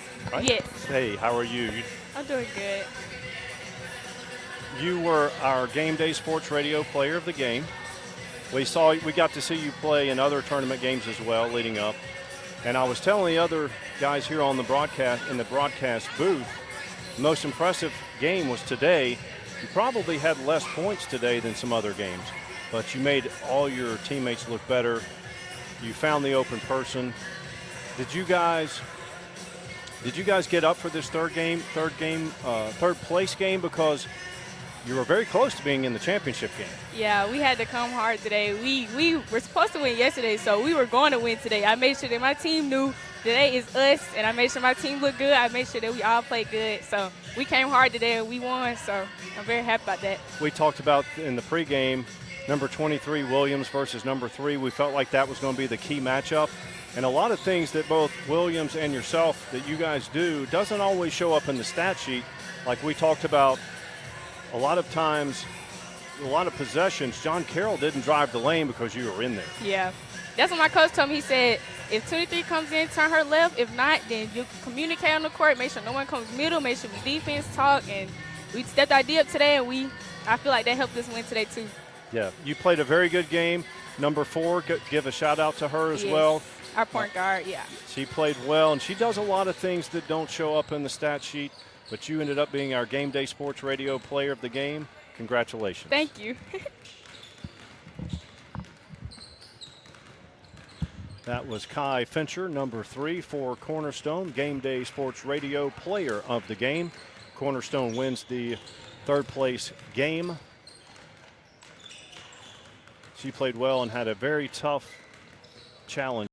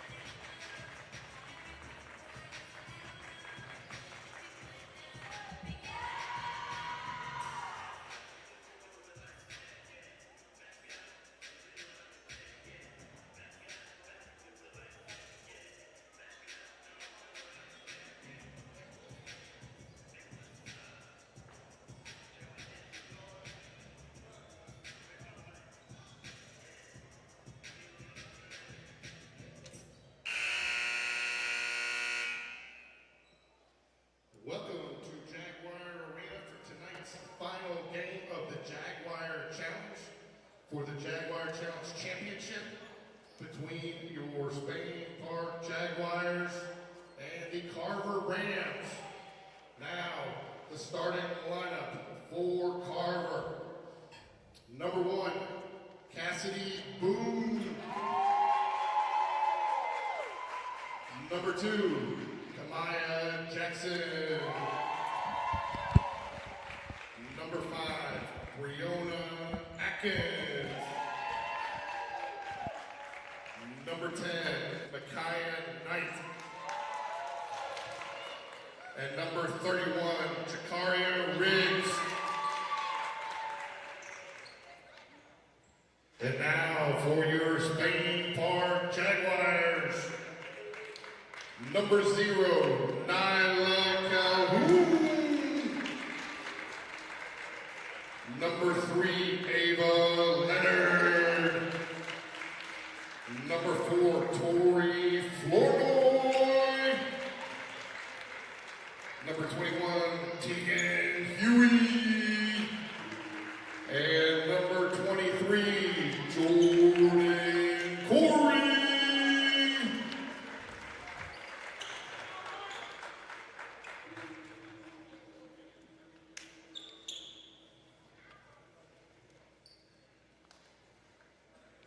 We are set for tip-off in the championship game of the Jaguar Challenge between Carver and Spain Park.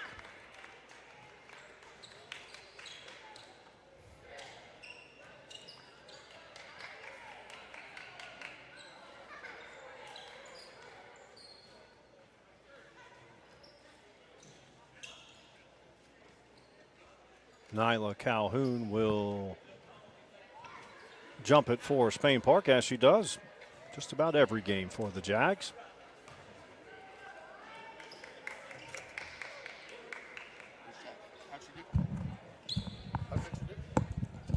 Yeah, she did well.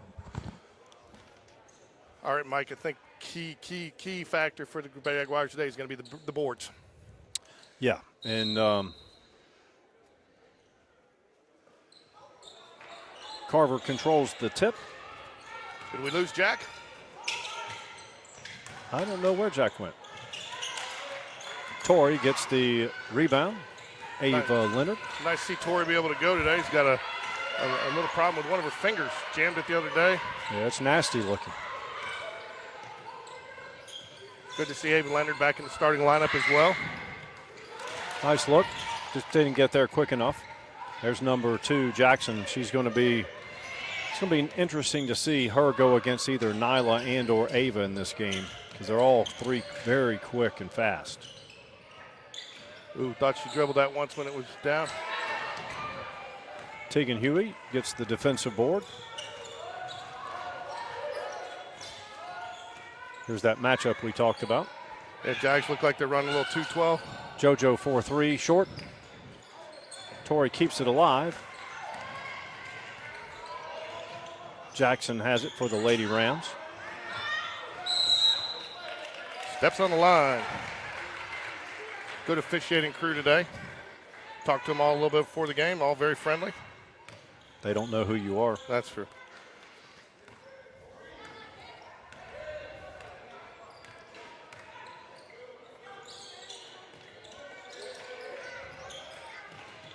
I like this little 2-12 that he's coming at. Carver's done their scouting report. They know they can't leave Tori alone. Tegan Huey with the hoop and the harm. I like the way they're using their ball movement to create that opening and go into the hoop.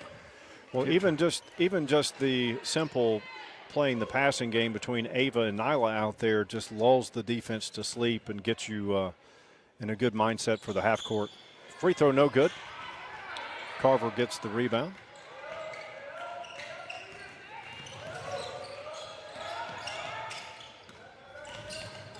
Very good backcourt for the Rams with Atkins and Jackson. Number 2 and number 5 both can handle it. Thought the Jags might have had a chance for a 10-second call there. They defended that very well, getting it across half court.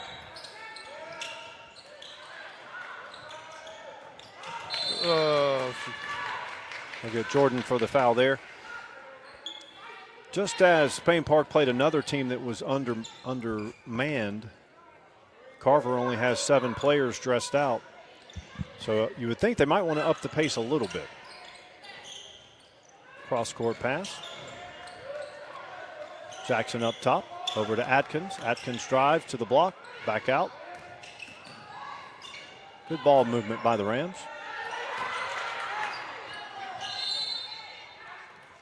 That's weird. All the players seem to lose the ball on that one. Yep. And I believe number 24, Kennedy Jones, she's on the bench right now, but she came in last game and gave the Rams a huge spark. She did. I talked to her afterwards. I'm not sure if she's got a little shoulder issue, and I had to get her some ice following the game. It's something that didn't happen during the game. It wasn't something that happened during the game, but it's something that may be plaguing her a little bit from getting full-time action in here. They might have to use her sparingly. I believe she scored about 6 or 8 points in a very short span.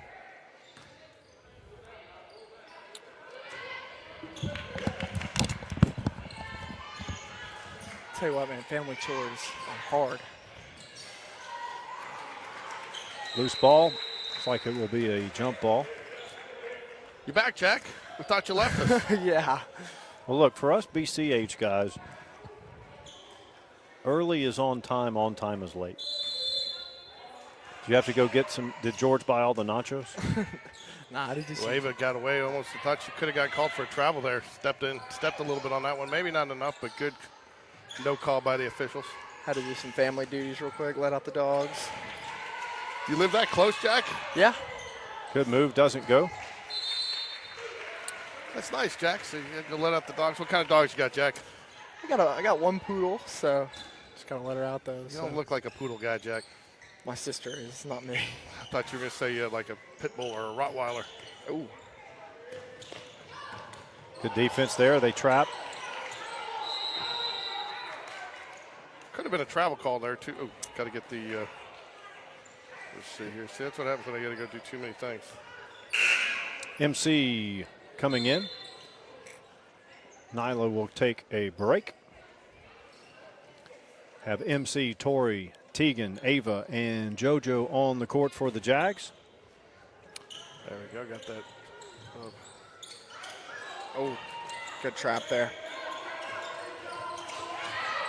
Ava Leonard takes it away. That was an aggressive takeaway from Ava. That's the matchup we wanted to see. Ava Yeah. Leonard versus Jackson. Ava Leonard wins that one. She does such a nice job on the right side, getting her body to create that separation and shooting from the outside. We thought we might see the Lady Jags go full court, and that's what they're doing. Good Jackson, Lord. nice drive. Can't get it to go, Halfway down. Start for the Jags so far.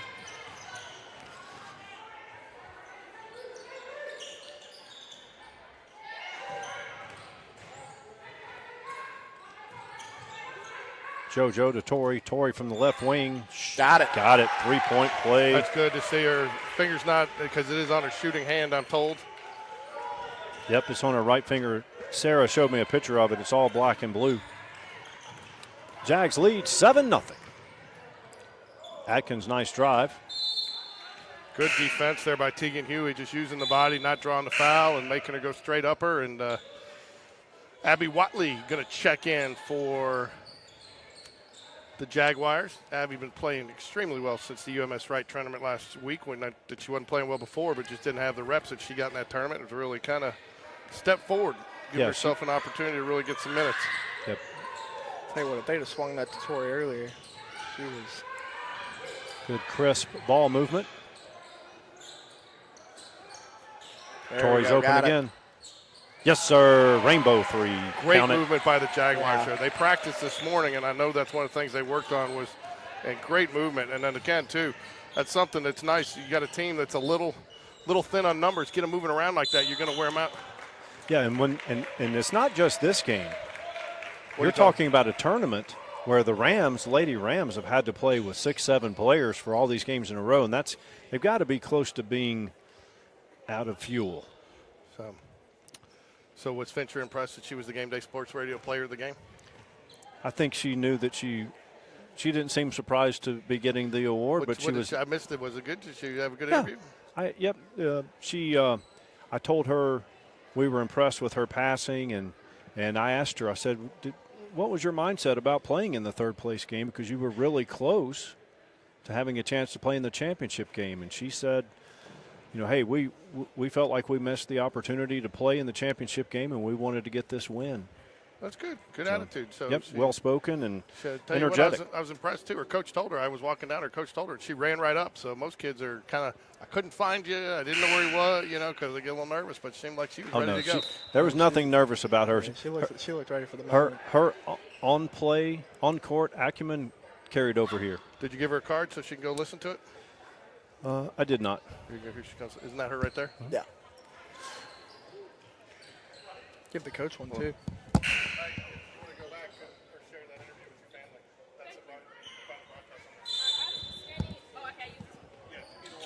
Jags lead 10-0. Double team out top. Good defense there from Jordan and Ava. Ava's going to try to drive it. She does not finish. I thought there was a Who foul had there on that? the arm. There's Kennedy Jones. She's in the game. She was a difference maker in the previous game for the Rams to get here. MC, hands on the ball. Torrey. I tell you what, Spain Park is playing outstanding basketball right now.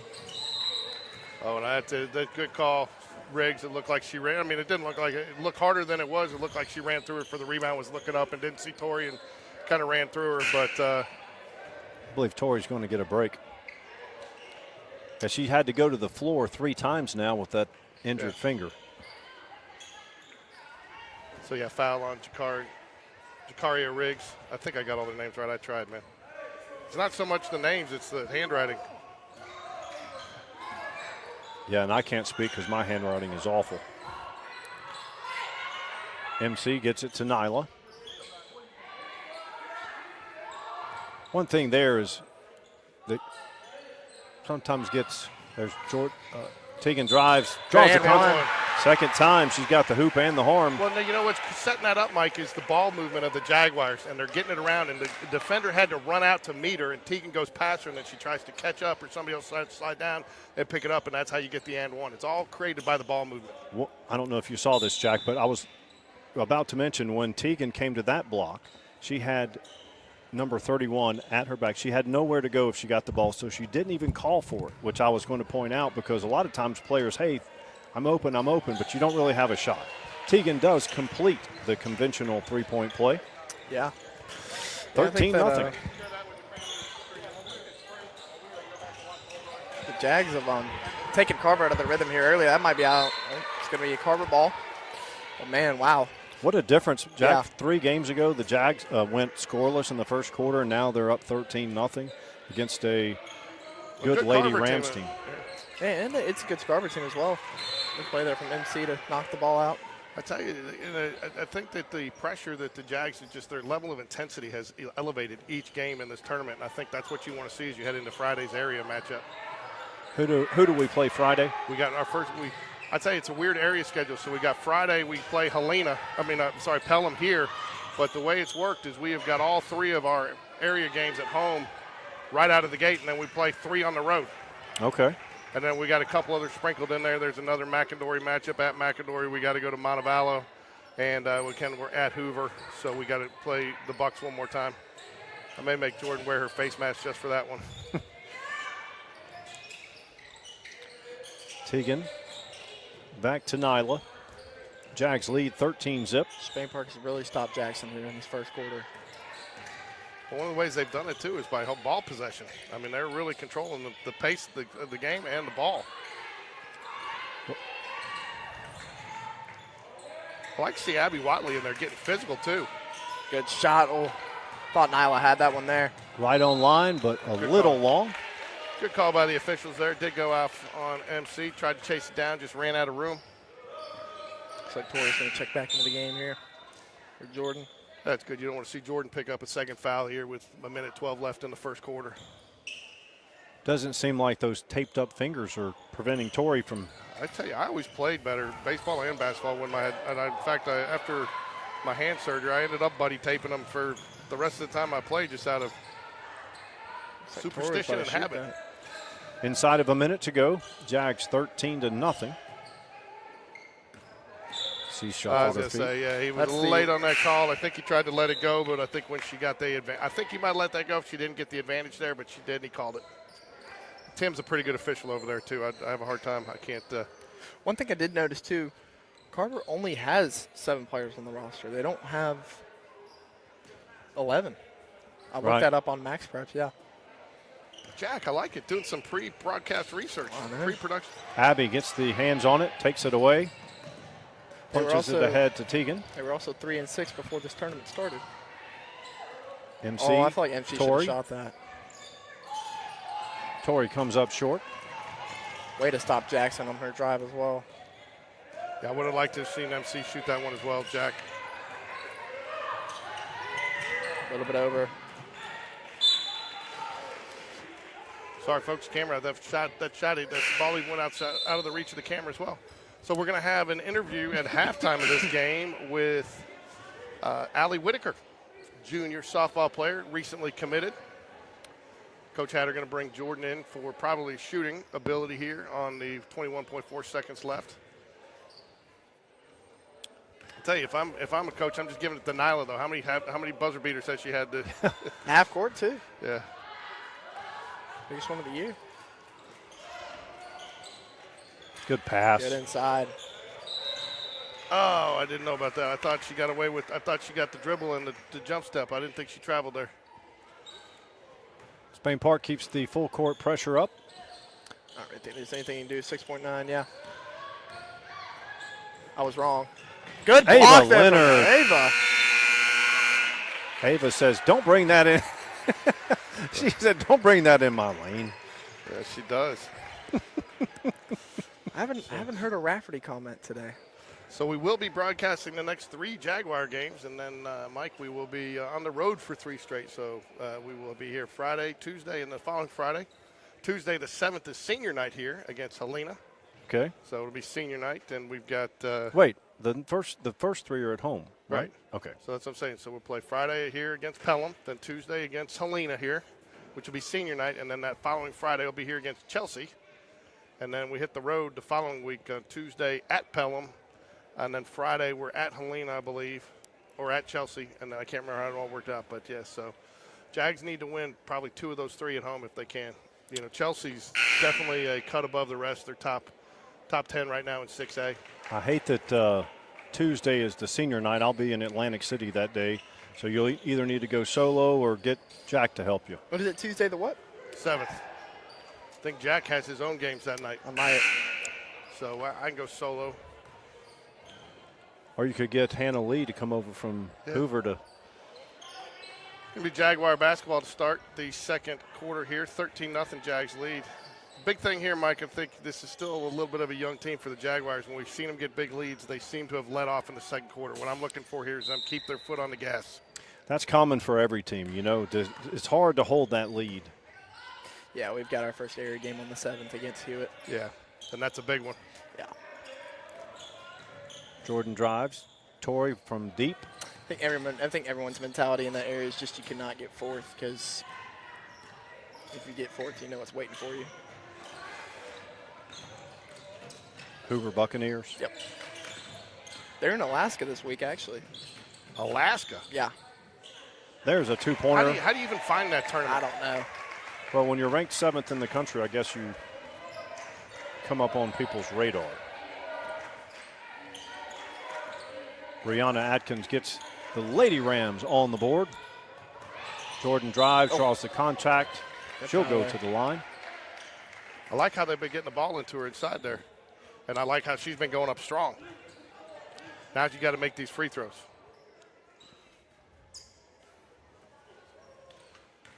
Riggs set to come back in. First free throw is good.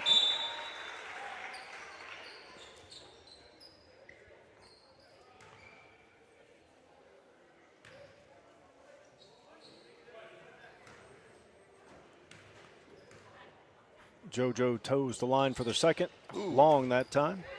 Good height. Oh, good fight from Tegan there. She can't finish. Thought she had that one. Yeah, I did too. You know, Tegan's played well since he came back, but she still doesn't look 100% to me.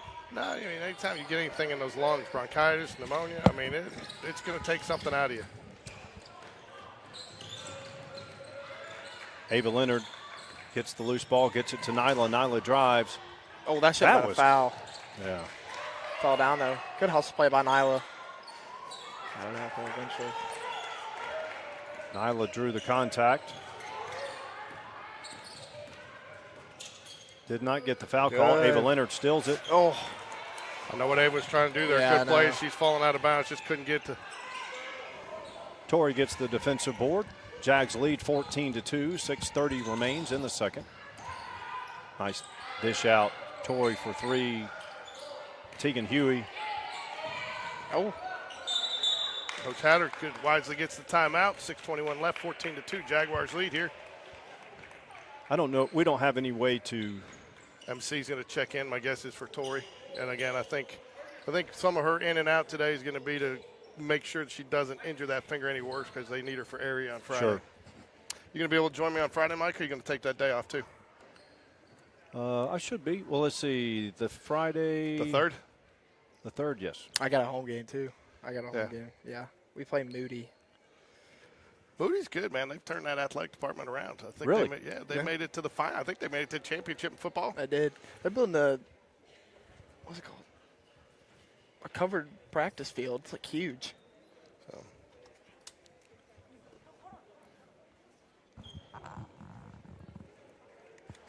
Everyone told me their head coach is like loaded. I think that was Sophia Lee that just walked past us. I think it was. Yep.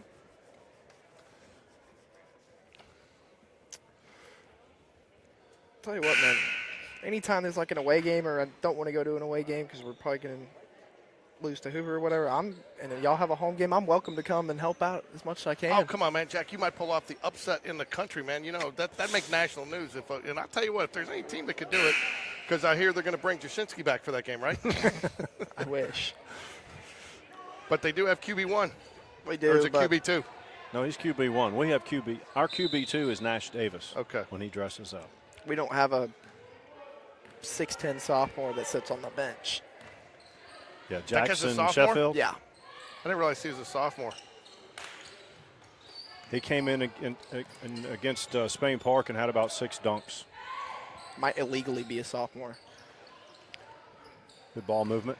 Ava back out to Torrey. Long three. Got it. Oh, no.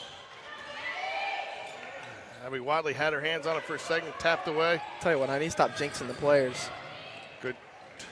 MC gets the ball up ahead to Ava Leonard. I think I jinxed Fincher 5 times in the last game. Okay, this is a physical game, so the girls, as This long as they is, take note of that. Our 2 8th graders, who really shouldn't even be referred to as that at this point. That's why I said I call them pre-freshmen, man. But they're Pre-frosh. but physically, they're not as big as these upperclassmen. Both of them have, that's a nice takeaway there by Jackson. MC gets back. Can't get Nice the roll. job, MC. Quick moves there. Almost felt like that was tipped. It was, yep. I didn't think that was tipped. Good decision. Jordan Corey getting back, hustling with MC to get because a lot of times, too, you don't see the entire defense get back for the rebound, and it's an easy putback for the offensive team on the Miss. Yep. So, and then again, good to get it ahead, knowing that you probably got numbers with everybody in transition. Jags lead by 12, 14-2, under 5 to play in the second.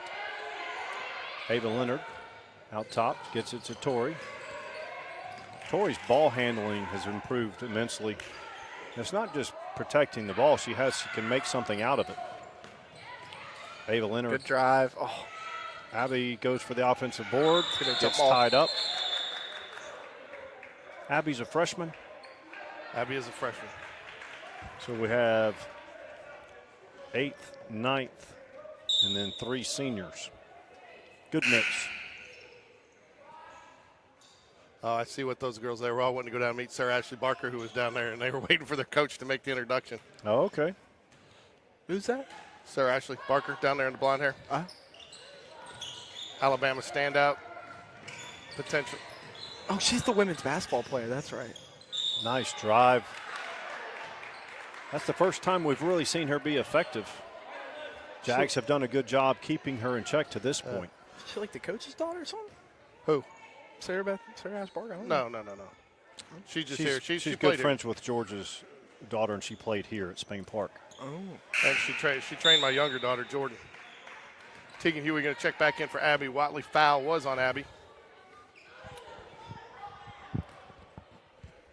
I think Jags are, what do they have, 1 point in this quarter? I believe so. 1 free throw. Lead is cut to 10. And I tell you, Carver's done a nice job, Mike, extending that defense, too. The Jags are going to probably have to, even with their ball movement, they're going to have to be looking.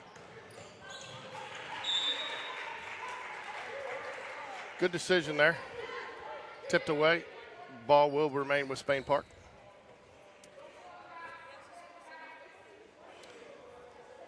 Ava Leonard will trigger the inbounds. She gets it across to Tori. Long three. Quick three. Online, but long. Here comes Action Jackson.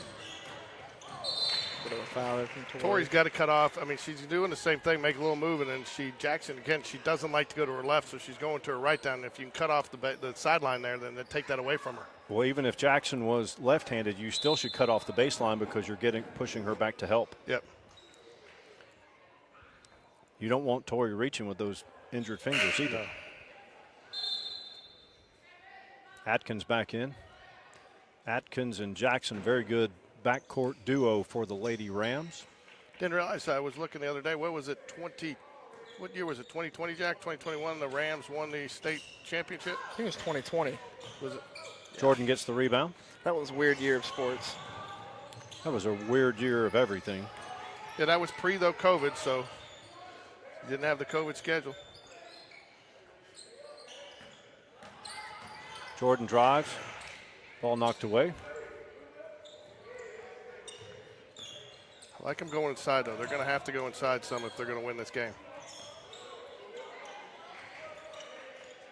Most would disagree, but I would like for the girls to keep doing this and maybe even spread it out further just to make the Rams get out of that collapsing zone. Yep. Because the referees are saying, hey, suck it up, play physical, because they're not calling tic-tac fouls. No, which is good, which is what you want in a championship game. You don't want to decide it with the white stripes. No. MC for three. Long. Ava Leonard. 10-point lead. There's Jackson. Nice spin. Oh. Called that on Ava. Bit of a bailout there. It's unfortunate. Third team foul on the Jags.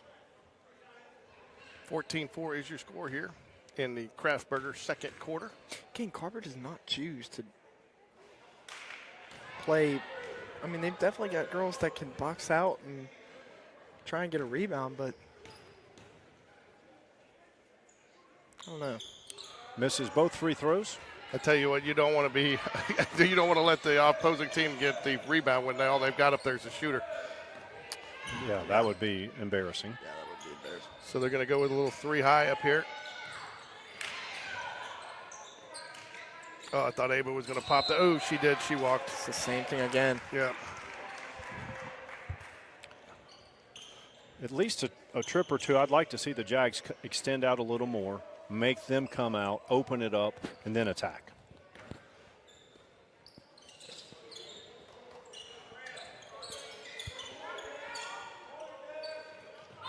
Oh! Long three. No good, but they're going to get. Oh, that was a late foul. And you're going to get free. She's going to get 3 free throws on that. Who's it on? It was on Ava. At least 2 on Ava. That was a late foul. 4 team fouls on the Jaguars here, 2:49. Any foul on the Jaguars will send the Rams, Lady Rams, to the line. 14-4 is your score here, right, Mike? Number 10, Knight at the line. Second free throw is good. Snaps the net. Lead back to single digits, 14-5. Tell you what, man, once they get that video board running, it's going to be pretty cool. Yeah. Also makes the second free throw. Jags lead 14-6. Couple of unforced error on the Nyla drives Good it back pass. out. Jordan, long three. Got Count it. it. Three-pointer, JoJo. Leads back to 11. Good ball movement there from Spain Park. Close to a travel there, but JoJo knocks it away. MC gets the loose ball. Good off her foot. Yeah, good. Tori's going to come back in for MC. Jordan's been hot from the wing, not so much from the side, but she's been hitting those shots from the wings. She feels comfortable there. She doesn't get a lot of open looks from the top of the key, but I know she likes that spot, but the way the offense is designed, she ends up getting open shots from the corner and the wing, but it does seem like she makes a lot from that left wing. Nice drive, Ava Leonard.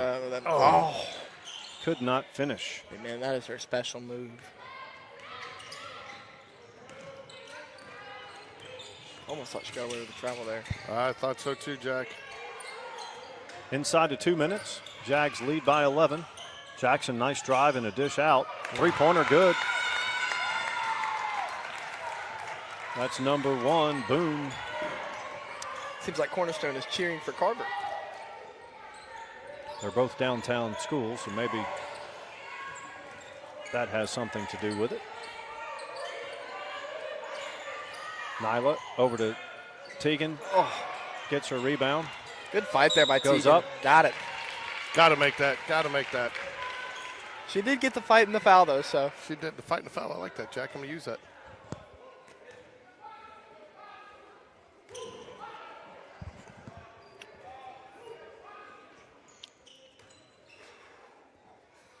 We have two Spain Park students in the section over there. I know one of them. Actually, I know both of them. Who are they?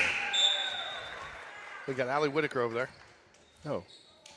That's Elena and Sophie. Oh, I can't see him from here. Is that them right there? Yeah. Who's Sophie? You'd have to ask Mike that one. She is also a junior here at Spain Park. Oh. Jordan keeps it alive. It ends up being Rams' ball. 9-point lead. Tell you what, they've really shut down Jackson in the first half. Good. Taken away. She's got Jordan wide open. Cross-court pass. Jackson does recover. Out to Tori. Open three. Got it. Got it. String music. Lead back to 12. Ava Leonard creates Carver. that turnover. Carver just has no answer for this Jaguar press, Mike. Yeah, and I tell you what, I've said this all tournament, but I'll say it again. It just seems like Spain Park just has way more talent than Carver does. George was talking about number 24, Kennedy Jones. She had a great game last game, but she's a little bit injured. Carver's backcourt's great, but when you don't have the depth, it's an issue. Long three, Bank is not open that time. That's a travel. Yep, she gets a travel call. 40 seconds remains until halftime. Tell you what, man, this is a great first half for Spain Park here. I feel like they played aggressive. They had played like they really want this. Tori just can't get to go. But She got that one. She was denied inside. Good pass. got to give credit to them as Spain Park just really taking advantage of this game. I thought that should be a charge, and it is. Good job, Nyla Calhoun. Kennedy Jones is beside herself. She cannot believe it. Lindy Easterling in for the Lady Jags. I think this is her first time in 2 games. I don't think she put it all the last game.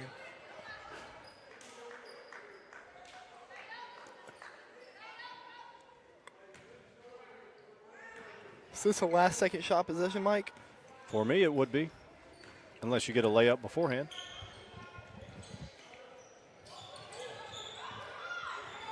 Lindy drives, keeps her dribble alive, which is smart.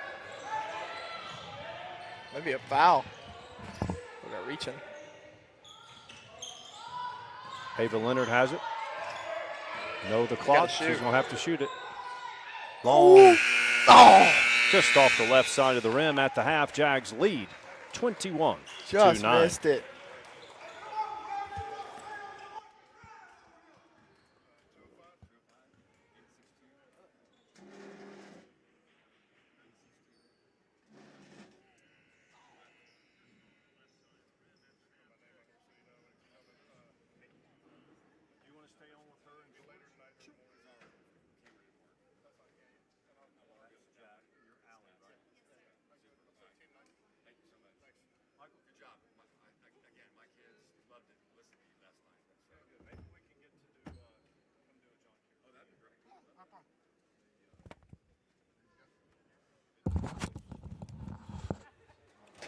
Can you hear me, Allie? Yes. All right, we're joined by Spain Park Junior. I cannot believe I'm calling you a junior. Yes. Softball player Allie Whitaker, who has some big news. What is it, Allie? I just committed to Mississippi College for softball. And that just happened over the holidays, right? Yes, sir. And that's a big deal to commit as a junior. I mean, a lot of kids don't get the opportunity to do that. So talk real quickly. You've been going through the recruiting process. I know you've traveled a lot of places. You get to see a lot of places, especially when you play in some of your travel tournaments. Well, first off, I know you had a big tournament this year. I'm pretty sure it was you in Colorado. So how was the tournament in Colorado? Because I think the title is One for the Ages or something like Oh, that. yes. It's definitely a big tournament. Lots of teams there. But it was a lot of college coaches were there, so it's cool to see all that. And we got to play a lot of games, and it went really good. But, yeah, the altitude's a little higher there, so, get to hit more home runs. And so, yeah, that was definitely cool. And, we actually have shown several Allie Whitaker home runs on the highlight reel during some baseball games. Hopefully we'll get to cover some softball. What were you recruited as? Because I know you've played a couple of different positions as you've grown up. So you're outfielder, I'm assuming? It's infield. Infield, okay. Corner infield, yeah. Corner infield, okay. And also you're top, you're a power hitter, right? But you're not one of those slap hitters, which I'll never understand. No, I'm not fast enough for that. So I still don't get moving ball, moving bat, moving body. It just doesn't make sense to me. Talk a little bit, though, just about the recruiting process, what you liked about it, what you didn't.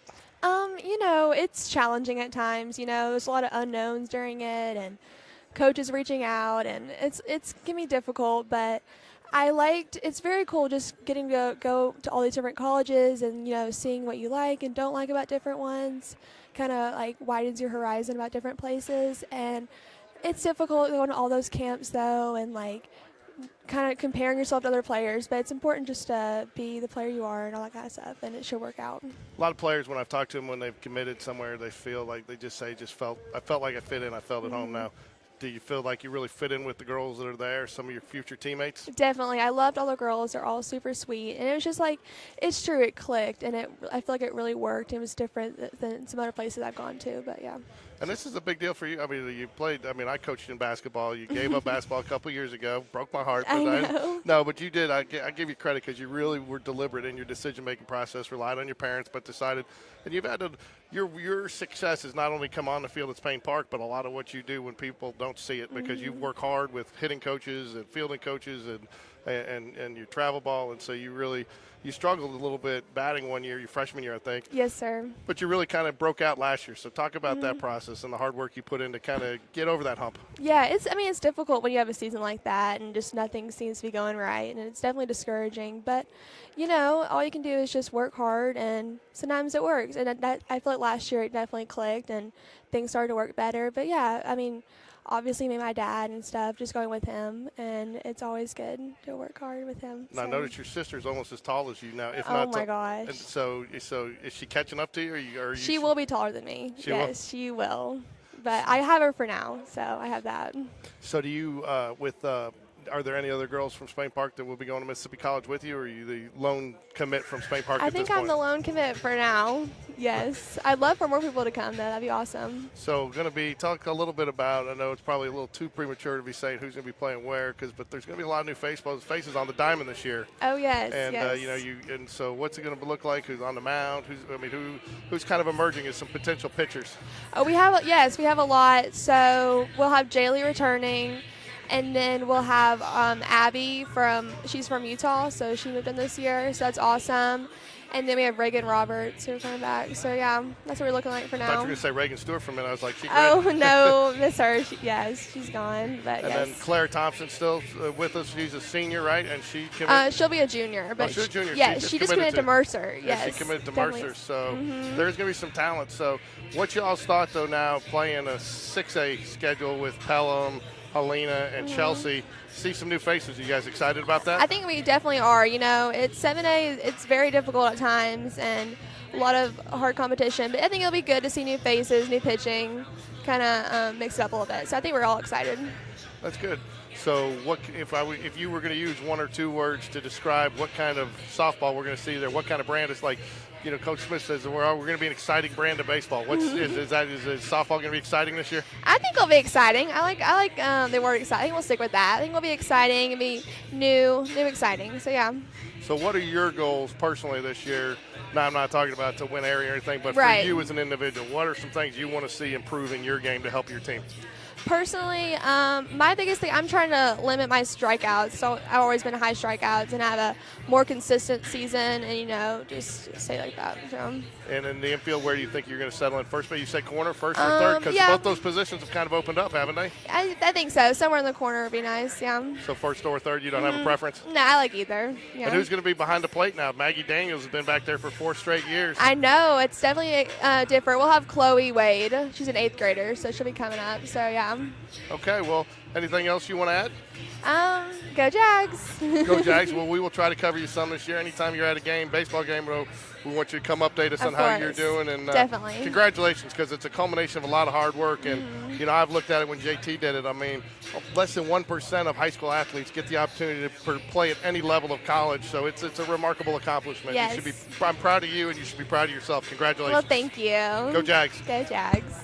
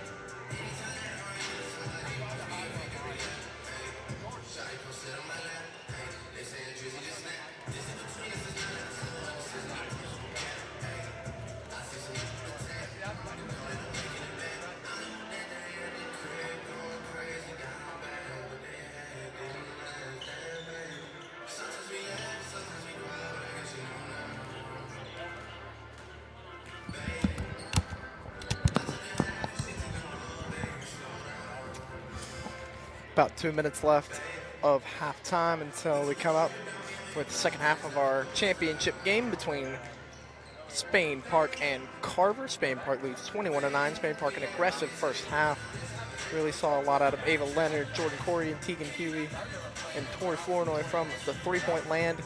And we'll see what they continue to do in the second half. For Carver, we want to see what adjustments they make as well, see how they react to getting pressed up early and seeing if they can get Jackson going. But second half at about 1 minute, 20 seconds. We'll be right back.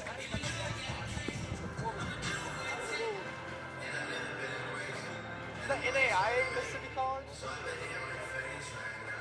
I don't know, but softball and all that, it's so hard.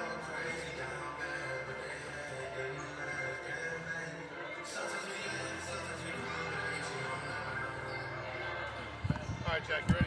Yeah.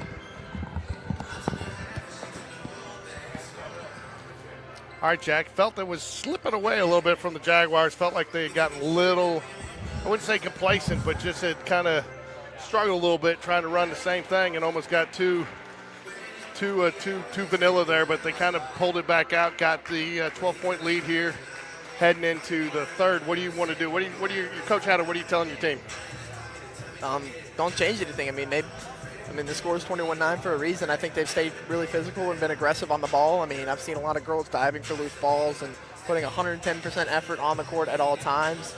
And I think it's just all gas and no brakes from here. You got 16 minutes left until triple zeros on the game clock. One team will be crowned a champion after this game, and I think that's what they want to hear out of their name.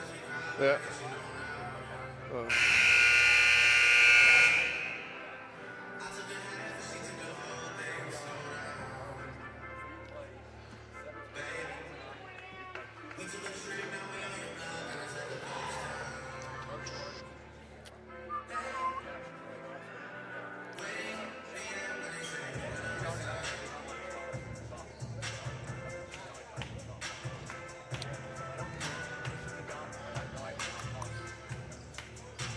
Third quarter coming up here. 2021, they were 2021 state champs. 2021. Be Jaguar basketball here to start the second. I think they're waiting for me. There we go. We got the music off, so we're good to go. So Jordan will inbound the ball to Ava. See if Carver. One thing I did not notice, the Carver coach did not go in with the team at halftime. Jordan has it, right wing. glad you could join us. So got some nice comments. It was nice to talk to the John Carroll coaches there. Yeah, they were very appreciative of our coverage, and I told them to send me their schedule, and we'll try to make a broadcast one of their games. Oh, for the remainder of the year? This year I'd go do that. What'd he say? Does he like that idea? He loves it. He said that his family was able to watch yesterday's game when they weren't able to be Tegan here. doesn't think she's got her dribble. Yeah. I think Tegan didn't think she had her dribble there. I think she did, though, but nonetheless, no damage. Deep three. Who's that, Jordan? That was Ava. Ava missed the three. Jordan could not gather it. Long rebound goes out of bounds. Wonder why he pulled her so quick there. The three was deep, but she can hit that. Maybe he had something else in mind. Here's Kennedy Jones. She drives MC, those active hands.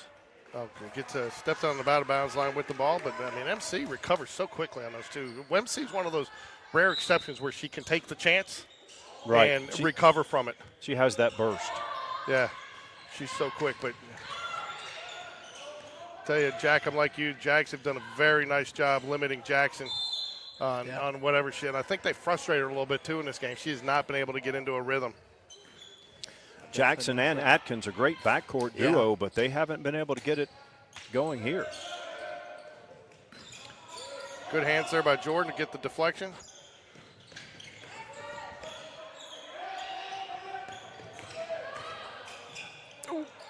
Jackson drives, does not get the basket. Loses and again, a no-effort play. Jack, if you had a hat on, didn't have a hat on, I'd say you're pulling your hair out. I don't have any hair to pull out anymore. Got it all buzzed off. Yeah, Mike, I wouldn't mind going to a John Carroll game. We've covered them a couple times, and they've been timeout. Coach Hatter definitely doesn't like something. He's not happy. He's looking at somebody. Oh, who is he looking at? I can't tell who he's looking at there. Tell you what a performance. A Michigan State student has just hit a full court $1,000 putt. That's all you got for that is $1,000? Yeah, that's. Oh, well, that's shameful. Hey, did you see that deal over the holidays that they were talking about? It's what were you thinking? One school did a giveaway for some kid. If he went down and did something, he did it, and then he took it back. What? They said it was just a promo. Yeah, I can't remember what school it was or what. Oh, no, it was a professional team. That's a lawsuit. The kid, no, apparently they told him beforehand they weren't going to give it to him. They were just doing it for the promotion. Oh no, that you cannot do that. I'll figure out who that was, but it was on the news. It was what were you thinking? I was on Dan Abrams. He was talking about it. Torrey has it, left wing. There's Jackson. She gets the takeaway. So Jags nicely though getting back to where they can't get the easy basket in transition. Transition defense has improved immensely just in this tournament alone. Long three. That almost just looked like a desperation. Kennedy Jones gets the offensive rebound. She's fouled by Tegan. Sorry, Jack, go ahead. That almost just looked like a desperation three from Atkins there. It did. It's frustrating when you don't get the looks that you're accustomed to, and Spain Park has prevented good looks. Yeah, they're creating.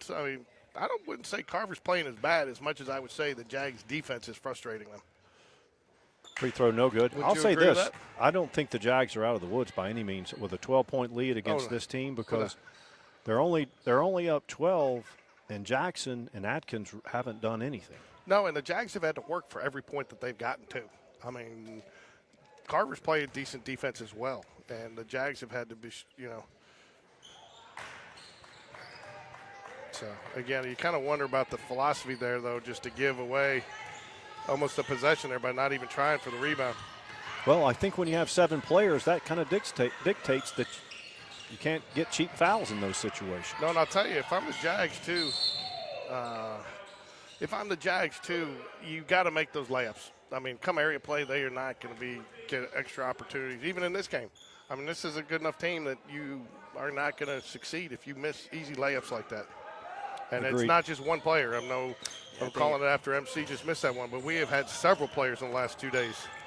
I don't think there's any player on the court that hasn't missed one close to the basket. Agreed. Jackson has it. Long three online, but short. Atkins gets the offensive rebound. Another three goes up. Soft bounce goes in. That's Boone's second three by my count. It is. Lead is down to single digits. Jags lead 21-12. They get it to. Oh, wow. That's a bailout.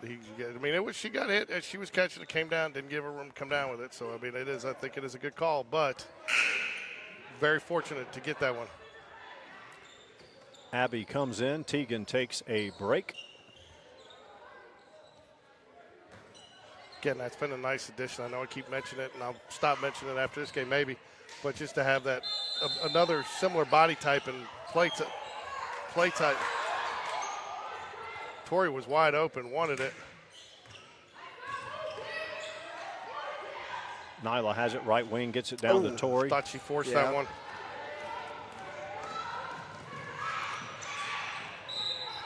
Good poke away there. Good poke away, MC. Lindley Frank's going to come in for Nyla.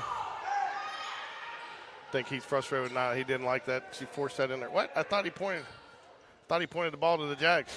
He did too. Huh? Oh, strong dribble. Jordan gets the defensive board. So really both of your point guards are out. Jordan will run the show in the half court. Lindley Franks has it. 8th grader. Up for the tournament. Got, 3 8th graders on the varsity roster? Technically, Abby drives. good job. Good draw of the foul there, Abby Watley. I like the way Abby's really been playing physical, too. Going to get it on 24.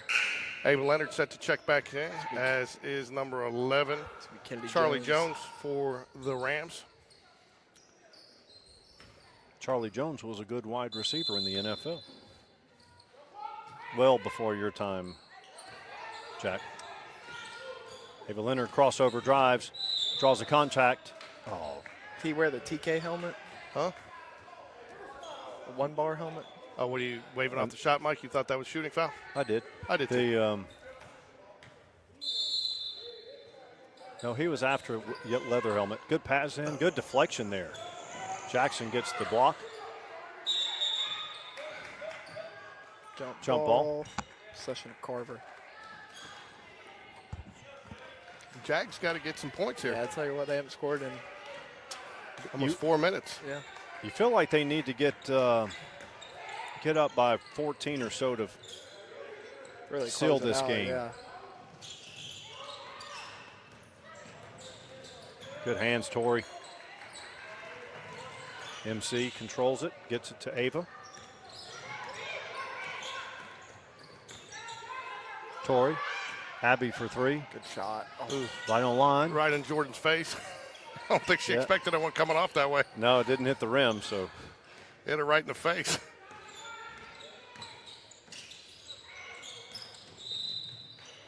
We get Abby Watley with the foul there. Probably not a bad foul, though. It looked like that could have been a pretty, but Lindy Easterling going to check in for somebody here. Early in the season, Lindy hit a few threes, and I haven't seen her take a lot of shots in her playing time last few games. Now, you know, she came off. She had the flu. She was sick. She was still a little sluggish. Good defense there. Good tip there from Tori. Long three again. No good. Tori gets the defensive rebound.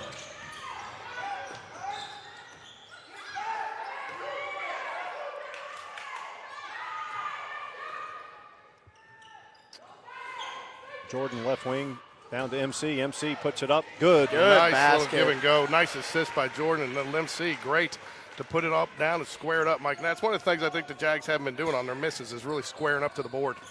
Right, and MC was being the shortest Jag on the court right now, and she gets it in the lane and finishes. Yeah, nice little give and go there on that play. MC passed to Jordan on the wing, and she hits her on the cut, and did a good job with that one. I was holding my breath a little bit when I first saw that pass because I saw MC getting in there with the tall trees. Yep. But did a nice job. She's not afraid. You know, none of these good play, Action Jackson. Jags do not want to see her get on track. Oh, I thought she was passing that to MC. MC over to Jordan. Tori for three. Got it. String music. Just like that, the lead is 12. 2:33 remaining. Turnover. Careless play there. Uncharacteristic of those two in the backcourt. I think Carter's getting a little restless here.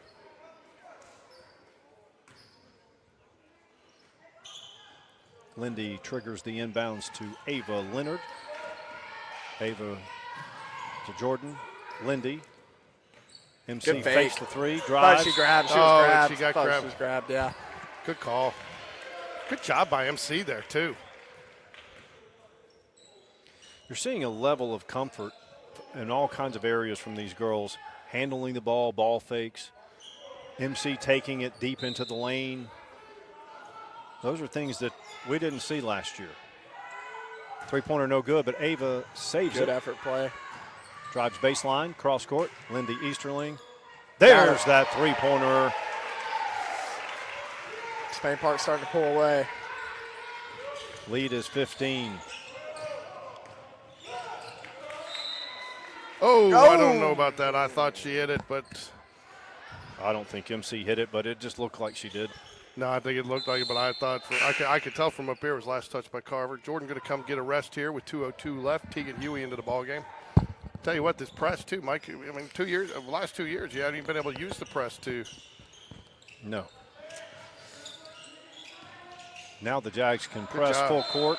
They can go half court with trapping half court. They can play man-to-man. All things that we couldn't see just a year ago. I tell you, if you put these two games for the Friday game versus today's game against these Jags, you wouldn't even recognize them, would you? I don't think Oh, I don't know about that. so.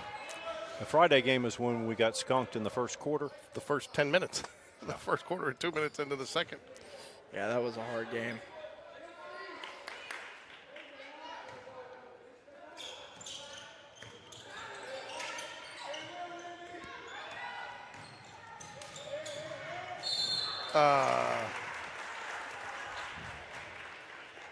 Three shots coming. This is either the second or third time that number 10, Knight, will go and shoot three. This game? Mm-hmm. Wow. She shot 3 free throws in the first half on this end, at least once. Yeah, she did. She missed the first and made the next two, and yet to see what happens on this one. Again, if I'm Carver, I don't know why there's no one down the inbound. I think I believe it's just because of the lack of numbers. You can't get ticky-tack fouls. Yeah, you do. I mean, there's a lot of times you get a foul and over the back, something on a rebound, and he's probably just playing the percentages to keep his players in the game. Also help them relax a little, get them back, give them a rest back there. Right. Playing 3 straight days.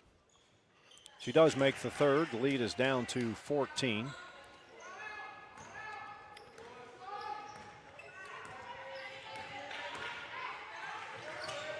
Stick around after the game, Jags fan. There will be trophy presentations for both the second and Deep three. Wow. Got it. the first Count and it. second place teams. both teams will receive a trophy for playing into this year's Jaguar Challenge. Tori says, hurt fingers? No worries. I thought that was a little touch foul. That's going to be on Tegan. I think that's her third. Oh, no. Who's white one? Who is white one? Oh, Camilla Dawson, but she hasn't played. She's right till there. now. Yeah. Don't you have to have, or you just have to have minutes to count as playing in the game, right? 16-point lead for the Jags, 1:17 remaining in the Kraft Burger third quarter here.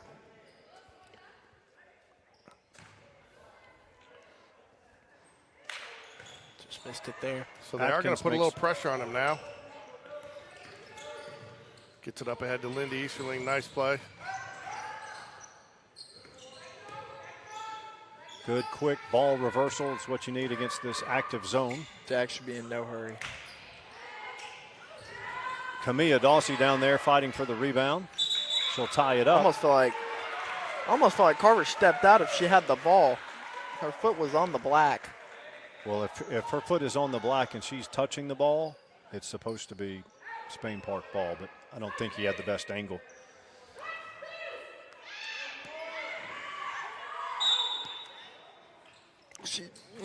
Good pass. Did a nice job Yeah. getting that in. Tegan, and that's too. Tegan does a nice job going up strong. You got to get those hands above you if you want that foul call most times, and she did. Jordan going to check back in here with 54 seconds left after the first free throw.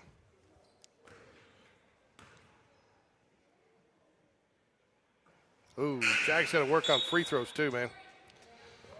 Every team in this tournament needs to. Tori going to get a rest.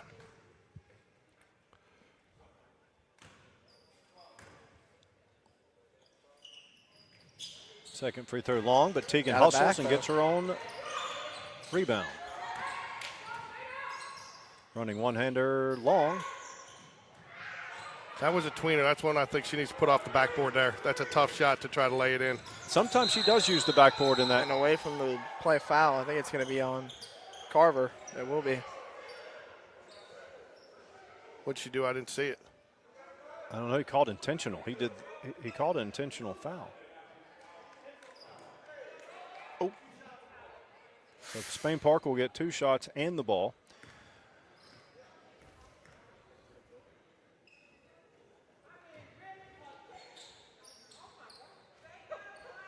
Ava's going to go up and shoot it for the Jaguars. I like how Coach Hatter does that too.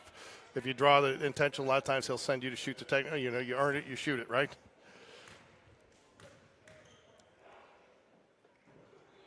Good shot. Oh.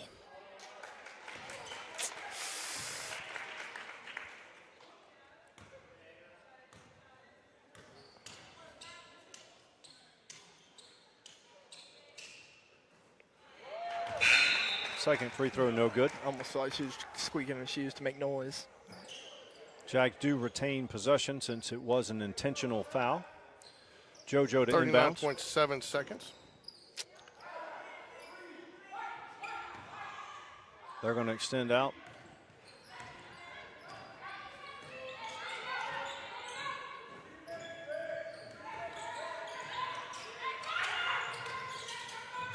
No. How did he call the travel? I mean, he called it a little faster because technically she still had her dribble when she went down, Mike. Is that a travel? Probably not, but again, a lot of times these moves look like a travel and they get called. Sometimes they don't. It's very subjective. Good cross-court pass there. Oops, sorry, too far. Atkins has it up top. Ooh, that was a That travel. was a travel, yeah. What's good for the goose is good for the gander, right? You're going to call one, you got to call the other. Tori's coming back in. Probably for Camilla.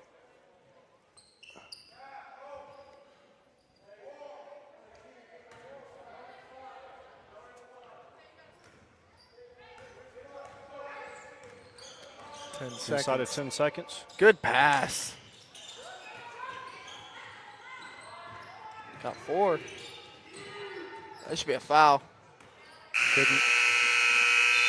At the end of 3, Jags lead by 16, 32-16.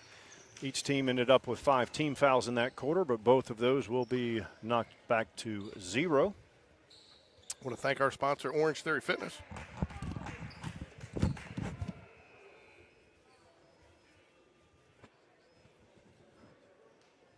Jaguar fans, please join me in wishing Jaguar sponsor Lance Huey a happy birthday.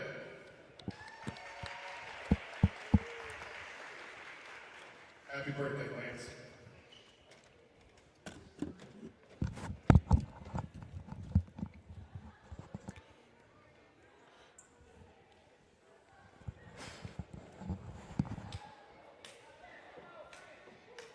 I'd also like to thank the Jaguar Challenge sponsor, CARROLL. 2 locations, one over on CALDWELL Mill next to PUBLIX, the other on Highway 280 across from Lee Ranch. Please stop in and thank CARROLL for the sponsorship of the Jaguar Challenge by placing an order online or dining in.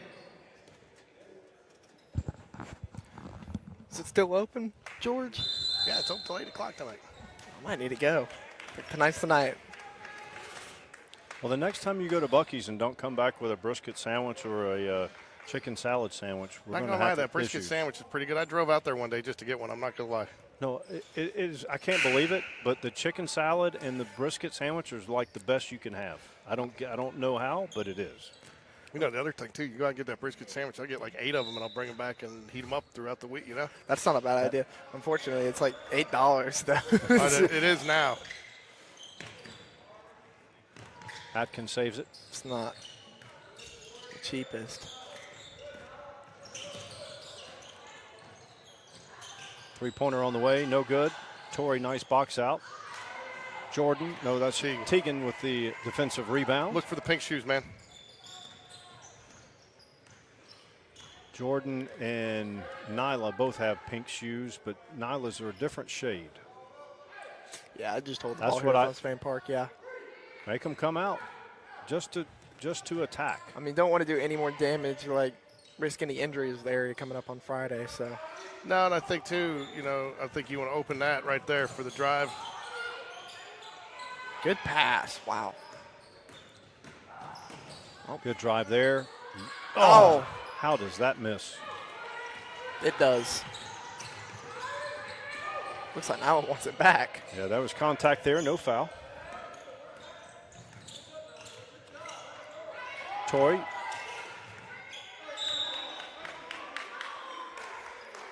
I think that's the right call there. I know Nyla wants it off of Carver, but I think she hit it from behind. Don't you, Mike?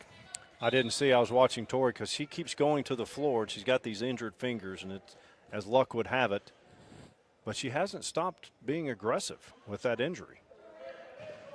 Hit some threes, grabbing rebounds.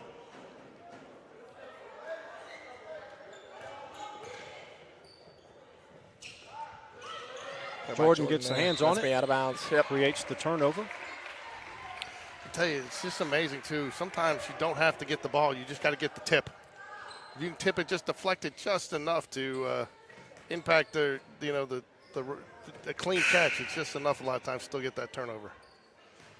Who's number 24? 24.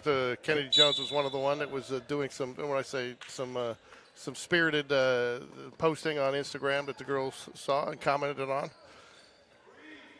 32-16, 6:38. Well, it hadn't worked that well. No, but I said it was fun. It was fun poking at. It wasn't. And it's good to see that the girls look at this game as if it matters and it's a championship. Because honestly, I wasn't sure that the girls would look at it this way. He started the count, so. Good drive. That's the matchup we were thinking we were going to see this game. Yeah, and that's what you want. I think that's why Coach Hatter's spreading it out. He wants some at-rim twos here. He doesn't want to let them get back in it because, again, you take that three, you get the long rebound, you offer them an opportunity in transition, right? Right. Well, again, when Coach Hatter goes to this, I haven't spoken with him about it, but it's not to go Dean Smith. It's to spread the defense out and attack. here's the deal, though. You get this, you got to make your free throws. Free throws are important, and they like it. Tori Gill going up, giving her a little pat on the back. You got this. Yeah, like when it comes to air play, you cannot be missing free throws because even 1 point can be the biggest difference. Especially in a 1 point game, right, Jack? Yeah. That's a tied game. mathematicians.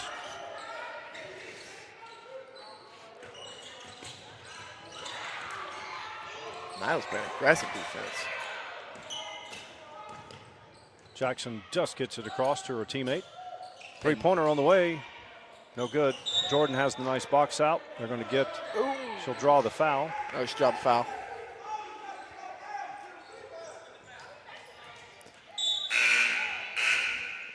Was a nice block. And I'll tell you, too, Mike, from game 1 of this season till now, I think that's an area that we can say to Jags, there's still room for improvement, but it's definitely improved on their boxing out.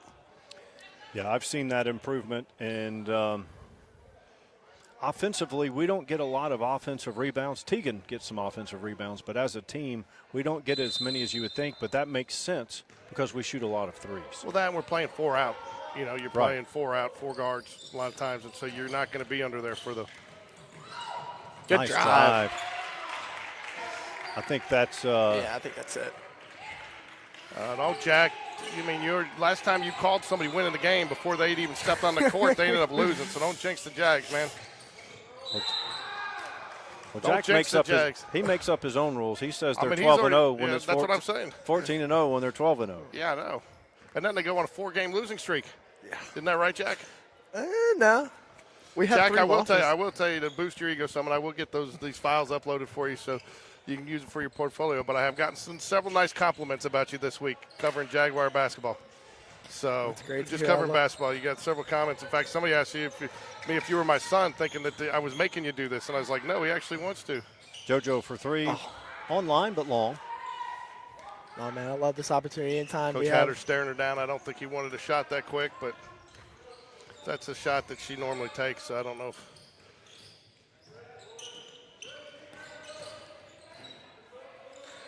Anytime there's a away game and y'all need an extra broadcaster, I'm always 5 minutes down the road. Nice grab by Tegan. She has a Tegan's chance trying to go take through. it. Oh! Good hands there by number 11, And then Charlie Tegan tried to Jones. get it back. Tegan tries to get it back, and Good defense by 11, Charlie Jones. Lead is 19, 4:45 remains in the fourth. This is the championship game.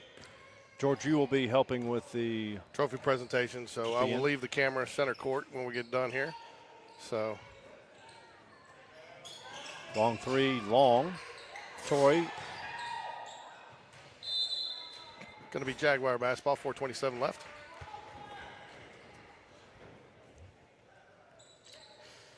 Tori grabbing those fingers.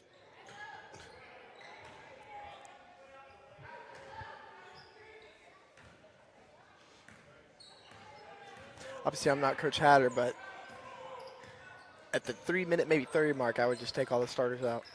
Or who's in right now.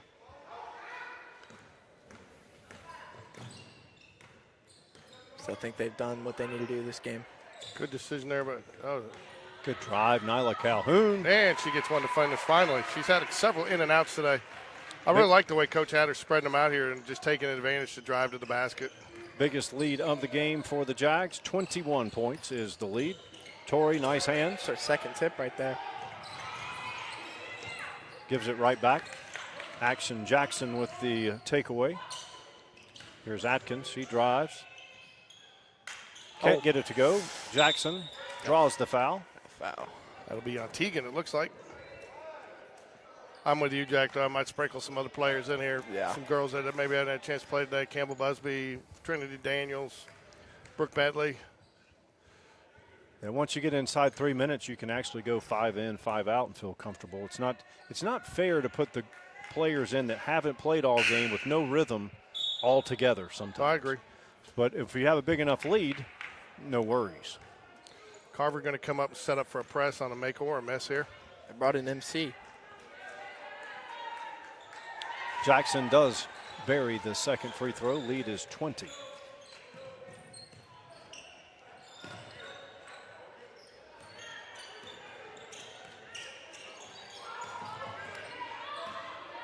They're going to have trouble getting it across. Timeout. Coach Hatter tried to get a timeout. He got the timeout. Away. He wanted the timeout before they got it across. I don't think he wanted to use it after, but he does get it nonetheless.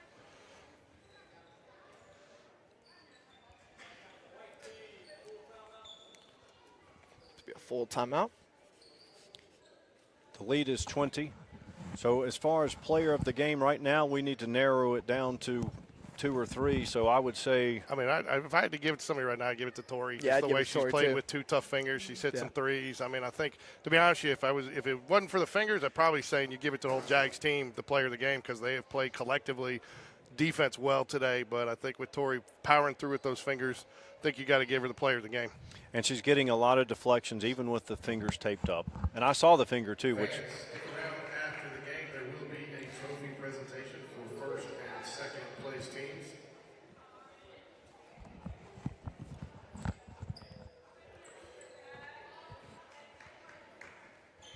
But that would be mine just because she's gritted it out a lot today. I mean, I think there's been several players for the Jaguars that have played well. I don't know that there's one that's really stood out other than maybe Tori playing through.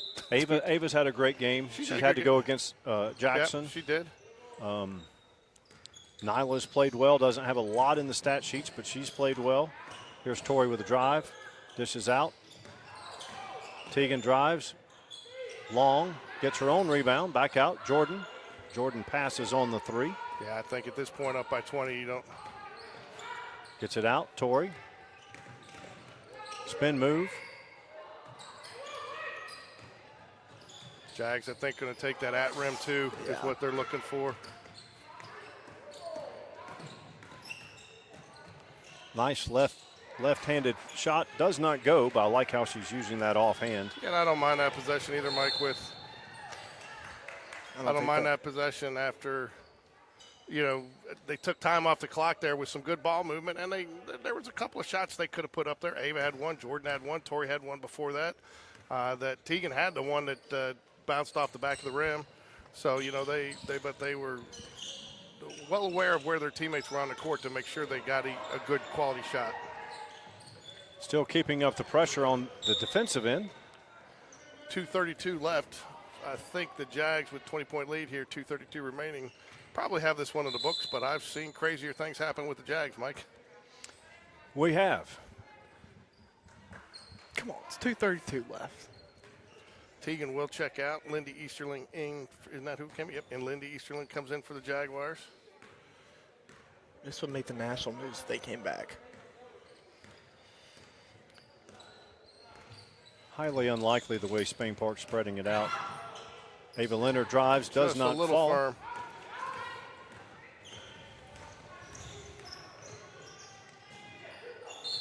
Oh, It's one of the things I was talking to Coach Hatter about the game. She is so quick off that first step. The next phase in her progression, she needs to learn just to slow it down a little bit as she's going and get that touch, because she's got so much energy and momentum going towards the basket that a lot of those go off a little firm.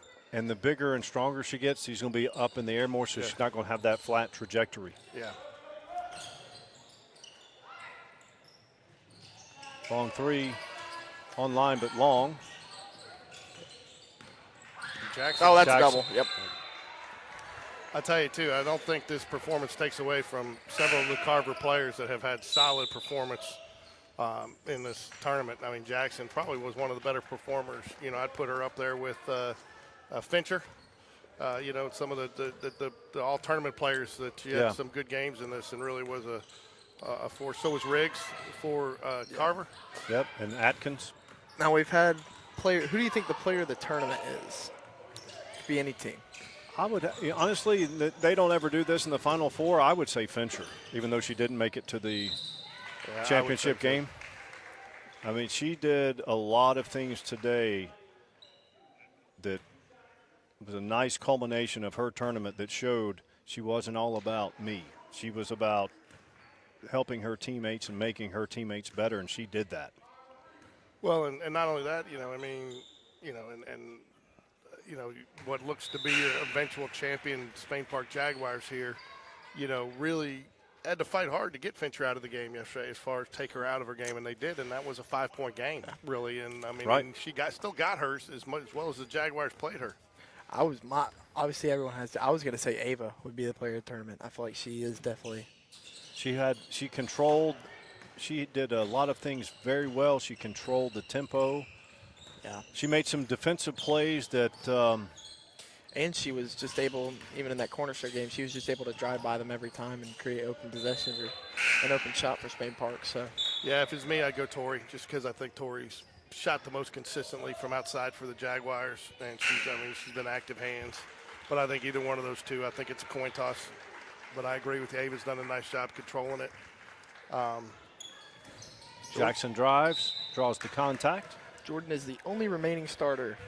Do we agree that Tori is the championship game player of the game? Yes. Yeah, Okay. without a doubt. I think without so. a doubt. I mean, I don't think you can. Do you want to send her up here after you do the presentation? Yeah, we can.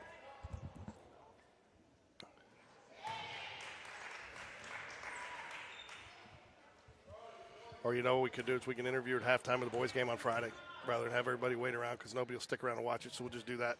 Okay. So we'll just interview her at halftime of the boys' game on Friday here because boys and girls. So after they play, we'll. Oh, nice thought, but Trinity didn't stay in that short corner area. She went back out. Little miscommunication. But again, that's why you don't go 5 in, 5 out a lot of times, and he didn't here because Trinity hasn't been in the game. Brooke is set to come in. Probably going to get Jordan.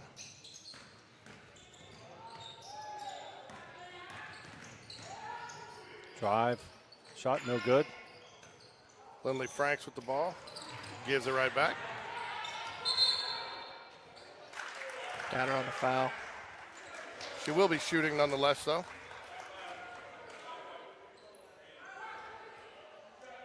Two shots with 46.1 seconds left.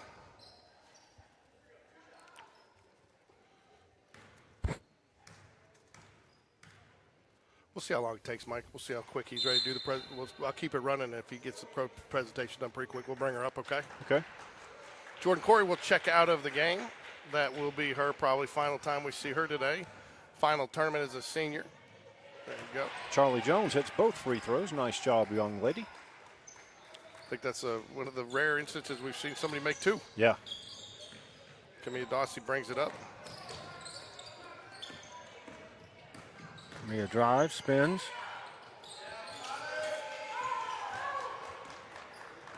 Jackson has it. Up ahead to Riggs. Riggs does finish. I like Carl playing to the whistle, though. I mean, they've had a great tournament. Had a big win against John Carroll on Saturday, and I just feel like they came up short, but it does not show what they have done here. And I think going into their respective classification area that they'll be a dangerous threat for teams to – I don't think you want to play them in their area. Well, the issue with them is always going to be depth. You have one person get the flu, one person twists an ankle, and you're down to where you have 5 players, right? Yeah. Brooklyn Fortnite going to come in for the Jaguars. Oops, sorry, folks. Looks like number 10 is hurting for Carver over there. She was a big starter for their team.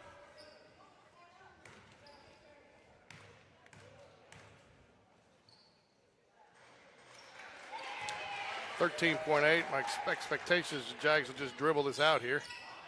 Don't you think, Mike? Yep, I do believe that will be the case. Doesn't look like it. And one.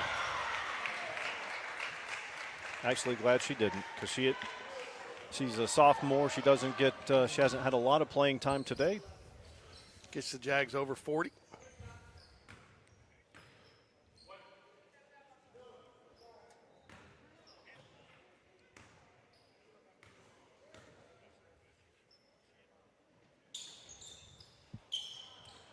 Trinity with the putback. Does not go. And that should be it. Your final score, Spain Park 40, Carver 22, and the Lady Jags are the 2024 champions of the Jaguar Challenge. So we'll be right back. Stick around, folks, for the trophy presentation.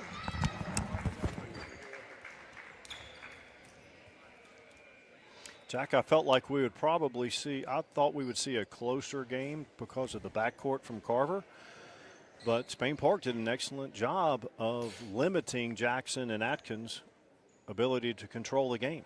Yeah, and I feel like what I've said, I mean, I've said it probably 15 times already. I just feel like Spain Park had more talent than Carver. I mean, Carver obviously doesn't have the talent that Spain Park does have, like Tori to be able to shoot the ball like she can, and girls to drive like Ava. I mean, I think that's a big factor in this tournament with a lot of people. Is just talent-wise. I mean, showed against Corner. I mean, Spain Park had more talent than Corner, and more talent than Cornerstone, and I think that's why they won the tournament. And I think the girls just won it more than anybody.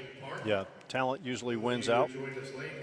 And then the Lady Rams did not have the depth with only 7 players on the roster. That's not an excuse. That's just a reality. When you only have 7 and Spain Park can go 8, 9, 10 deep on a given night, you're at a disadvantage. I mean, if I'm Carver, I'm not.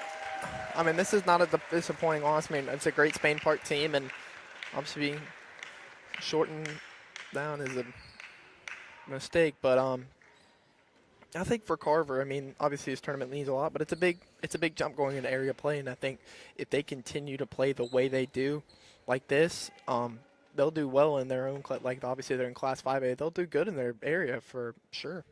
Yeah, whenever you have 2 guards like Atkins and Jackson, you always have a chance to compete every night. And then I think for Spain Park, I mean, I think this is a great tournament for Challenge champions, your Spain Park Jaguars. Tell you what, George did a good job there. He did.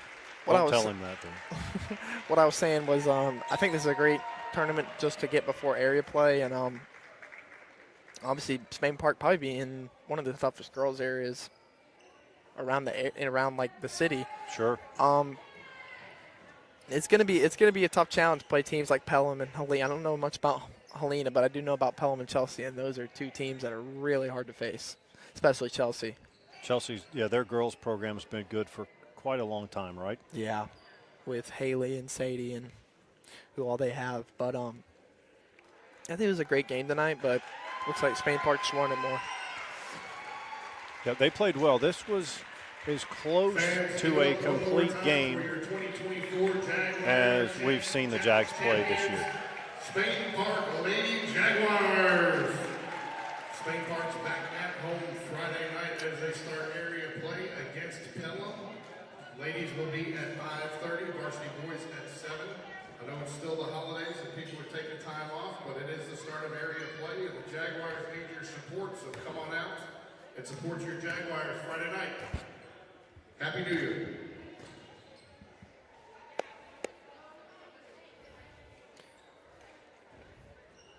Jack, are you going to be at, what's Oak Mountain's next game? We are at Moody on the 3rd, and then we start area play on the 7th. Like I said, man, if there's an away game and I'm at the house really doing nothing and y'all have a game, I'd be more than welcome to come down here.